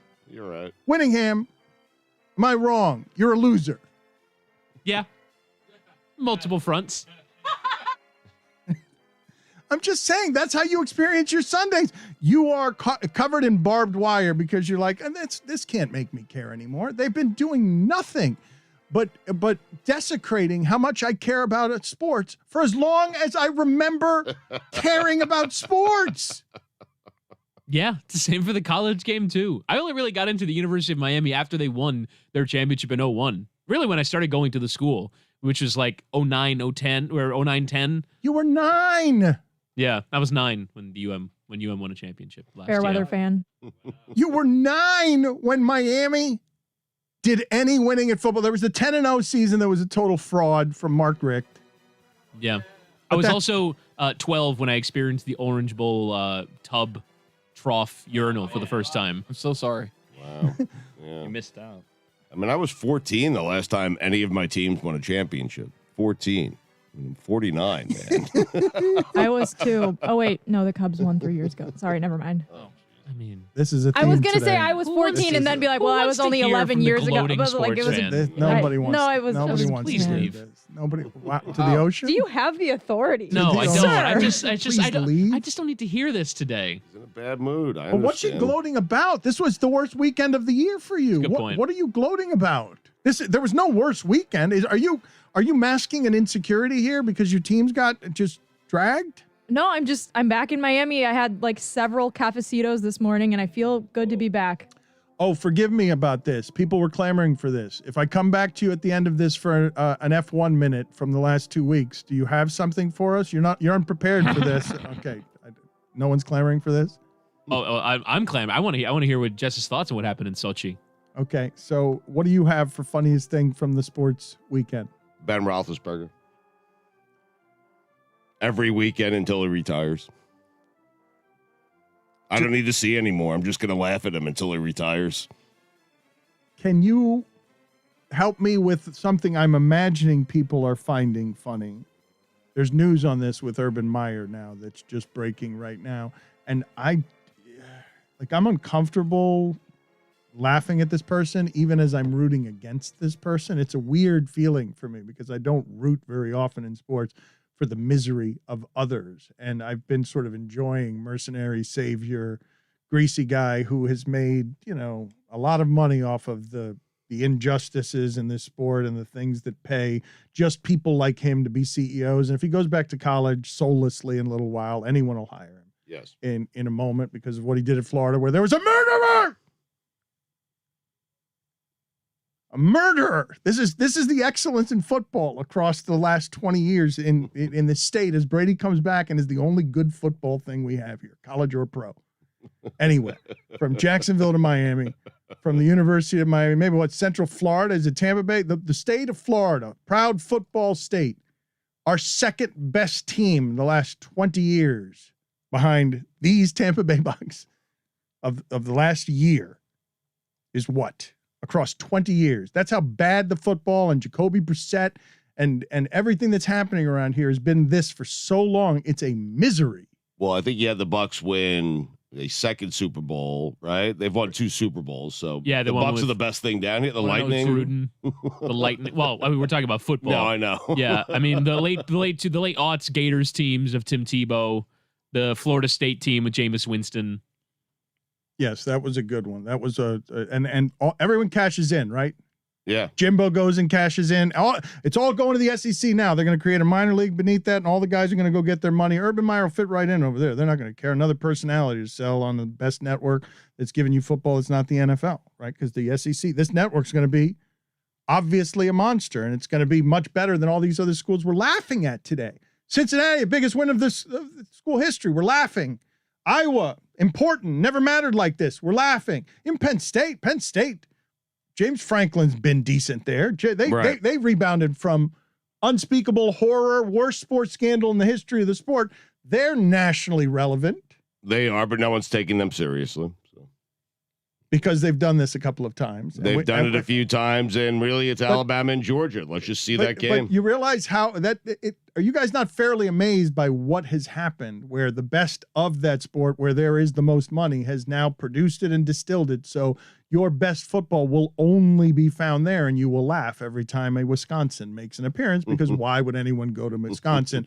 It's a regional sport that's huge in this vibrant area of the South, and it is a factory for football, and will get you to the pros and the NFL and the big money league of Sunday through Ed Orgeron selling his soul over here, and now Georgia's relevant over there, and you're looking and you're watching Georgia and you're like, oh, none of the Penn State, get them out of here. Get Iowa out of here. Combine all those teams, and you're not going to beat what Georgia has on its front seven. Right. I've been searching for that third team this entire year. I thought it was going to be Oregon, and then they lose to Stanford.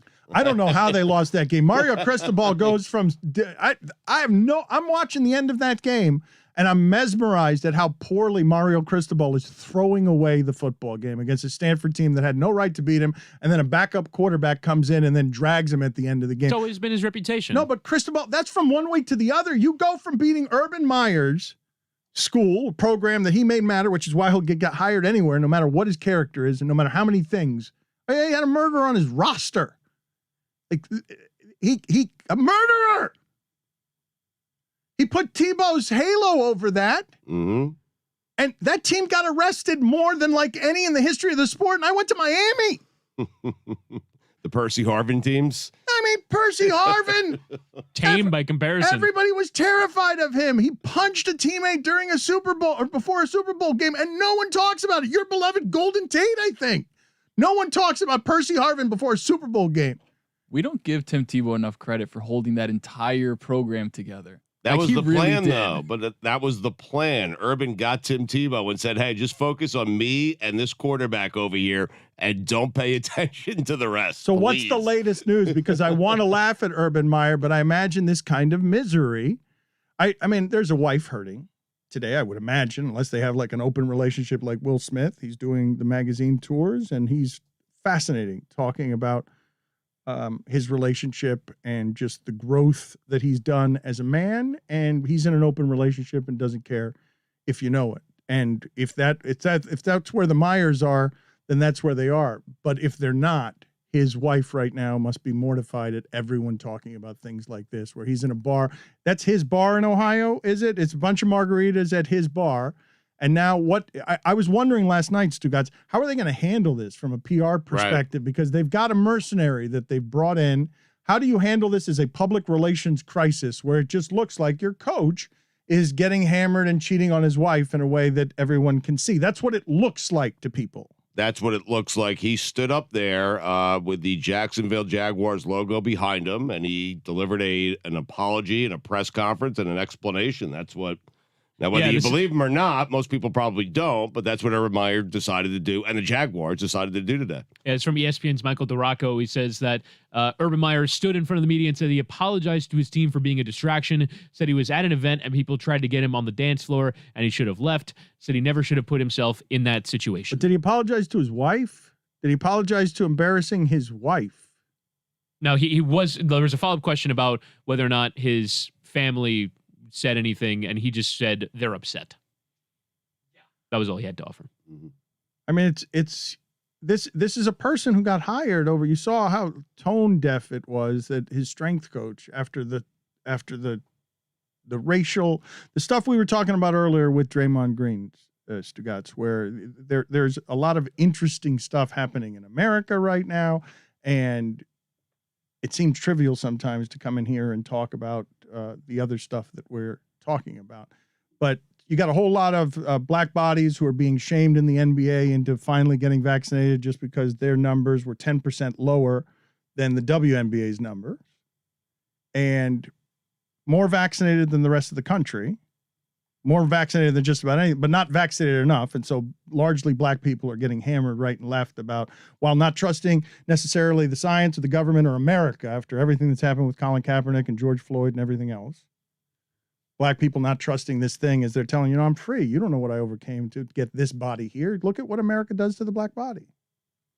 Look at what America's police force does to the black body. Look at what America's politics does to the black body. Draymond Green says, no, man, get off me. You know what I had to do with this black body to get to where I got? After that summer, Urban Meyer hires a strength coach who was being racist to players. And everyone keeps cashing in. Strength coaches could get, that's how you become a professional in that sport. Go ahead. Are you getting the results? Doesn't matter. How are you getting the results? Doesn't matter. I'll hire you in Jacksonville because I'm a mercenary. And now he's got this embarrassment. And he has said a number of times that his family keeps tugging him back, right? He said he left the University of Florida because he wasn't comfortable with how much he was compromising his principles. He said that publicly. He wanted to spend more time with his family. He talked about that a lot, about perspective, and he keeps getting dragged back in. And now Jacksonville made a big offer. He talked to Jimmy Johnson, couldn't decide whether, do I want to run in Texas the way Saban does? Jimmy Johnson told us Urban Meyer was considering the highest paid job in the sport. Go to Texas, run that place as a mercenary school, get Texas back in this SEC game now that they're going into that money, because Texas is about to get slaughtered. Texas is going to spend a couple of years getting crushed because they don't belong in this conference either. But they're coming for money, and he had that job option. He's like, nope, I'll run Jacksonville. I'm going to run this guy's. I need to test my ego in the pros. And now this weekend, after you're not just 0-4. People aren't just noticing all of this about you and dragging you, smearing you as a character assassination. But then you go back to the roots of where you made your money. You go back to the roots that feel a little bit better than Jacksonville must. That must felt good drinking those margaritas. And then now you've embarrassed your wife and it's being taken down. And now power will get in there and try and tear it apart. But what is the meat of what he's saying? He's not, because I don't think people are judging him because he's a distraction. Like he's he's apologizing to the team in football.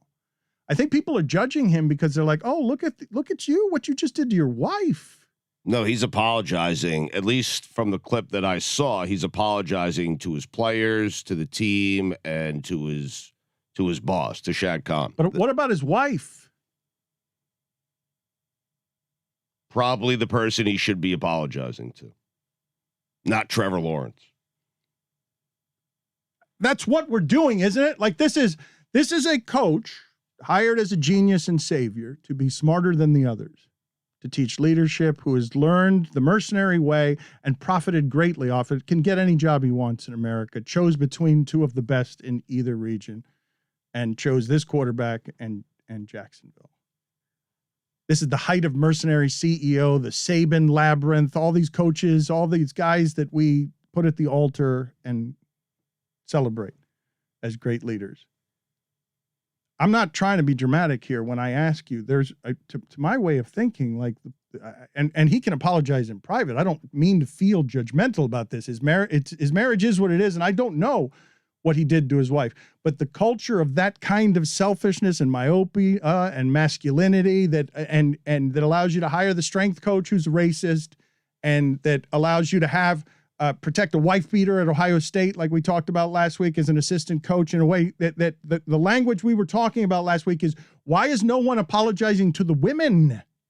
That Urban Meyer was doing something at Ohio State. His coach was made a wife fear for her life, and was protected by Urban Meyer, compromised principles, protecting program himself. Why? Because it pays.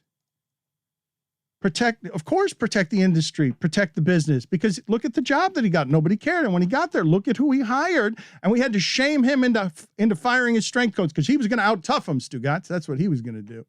He was going to make the Jacksonville Jaguars with their strength coach tougher than the other guys, tougher than Kyler Murray. At this stage, I know you're passionate about it. I don't really care who Urban Meyer apologizes to. Like, if he wants to apologize to his wife in public, fine. If he doesn't, fine. If he wants to do it privately, fine. I think we all have a pretty good idea of what Urban Meyer is, don't we? And the real sad part of this entire story is if Urban Meyer right this second decided, hey, I'm done with the Jags, I'm going back to college, there would be hundreds of universities lined up to sign him as their next head coach. I don't think there are hundreds of universities who could hire him as their next head coach. Technically, there are. Right. Hundreds? Technically. I like the idea of a Division Division twos? 3 school. The Coast Guard. We talked about them the other day. The Bears. That's right. Inexplicably, the Bears. The boats. Bears, bad name for the Coast Guard. Ready for my F1 minute? Yes, let's do it. Did you have something prepared? Yeah, I mean, it was a week ago, but my memory's pretty fresh. The Okay. heartbreak is fresh. I will give you the timer here right now. Do you want to know when to start? I'll give it to you here. Yep, give me a wave the flag, lights out. 3, 2, 1. All right, so the race was in Sochi, and Baby Lando was on pole for the first time in his career. And let me remind you, the week before, McLaren finished 1-2 with Ricciardo and Baby Lando in second place. So Verstappen had to start all the way from 20 because he had a grid penalty because he got a new engine. And Lewis, he had the opportunity to get a lot of points by winning and being far ahead of Verstappen because Verstappen was starting all the way from 20. So Baby Lando, I should say, gets a great start. He's in first place. The race is going really well. It was a really smooth, clean race, great track, all the way to the 47th lap, and then all of a sudden the rain starts. And Baby Lando has to decide, is he going to put on his race slicks and go pit and risk losing his first spot to Lewis, or is he going to wait it out and hope that the rain doesn't get worse? Well, it turns out the rain gets worse. Baby Lando is one of the only drivers who doesn't go to the pit lane because he's in first place. Lewis Hamilton goes into the pit lane behind Baby Lando, ends up changing into his rain slicks, gets in front of Baby Lando, finishes in P1. Baby Lando, in the meantime, 3 laps to go. He slides off the track. He is 3 laps away from winning his first Grand Prix, slides off the track, ends up in P7. Verstappen somehow finishes in P2. And so Lewis Hamilton is in the lead. So close. Close.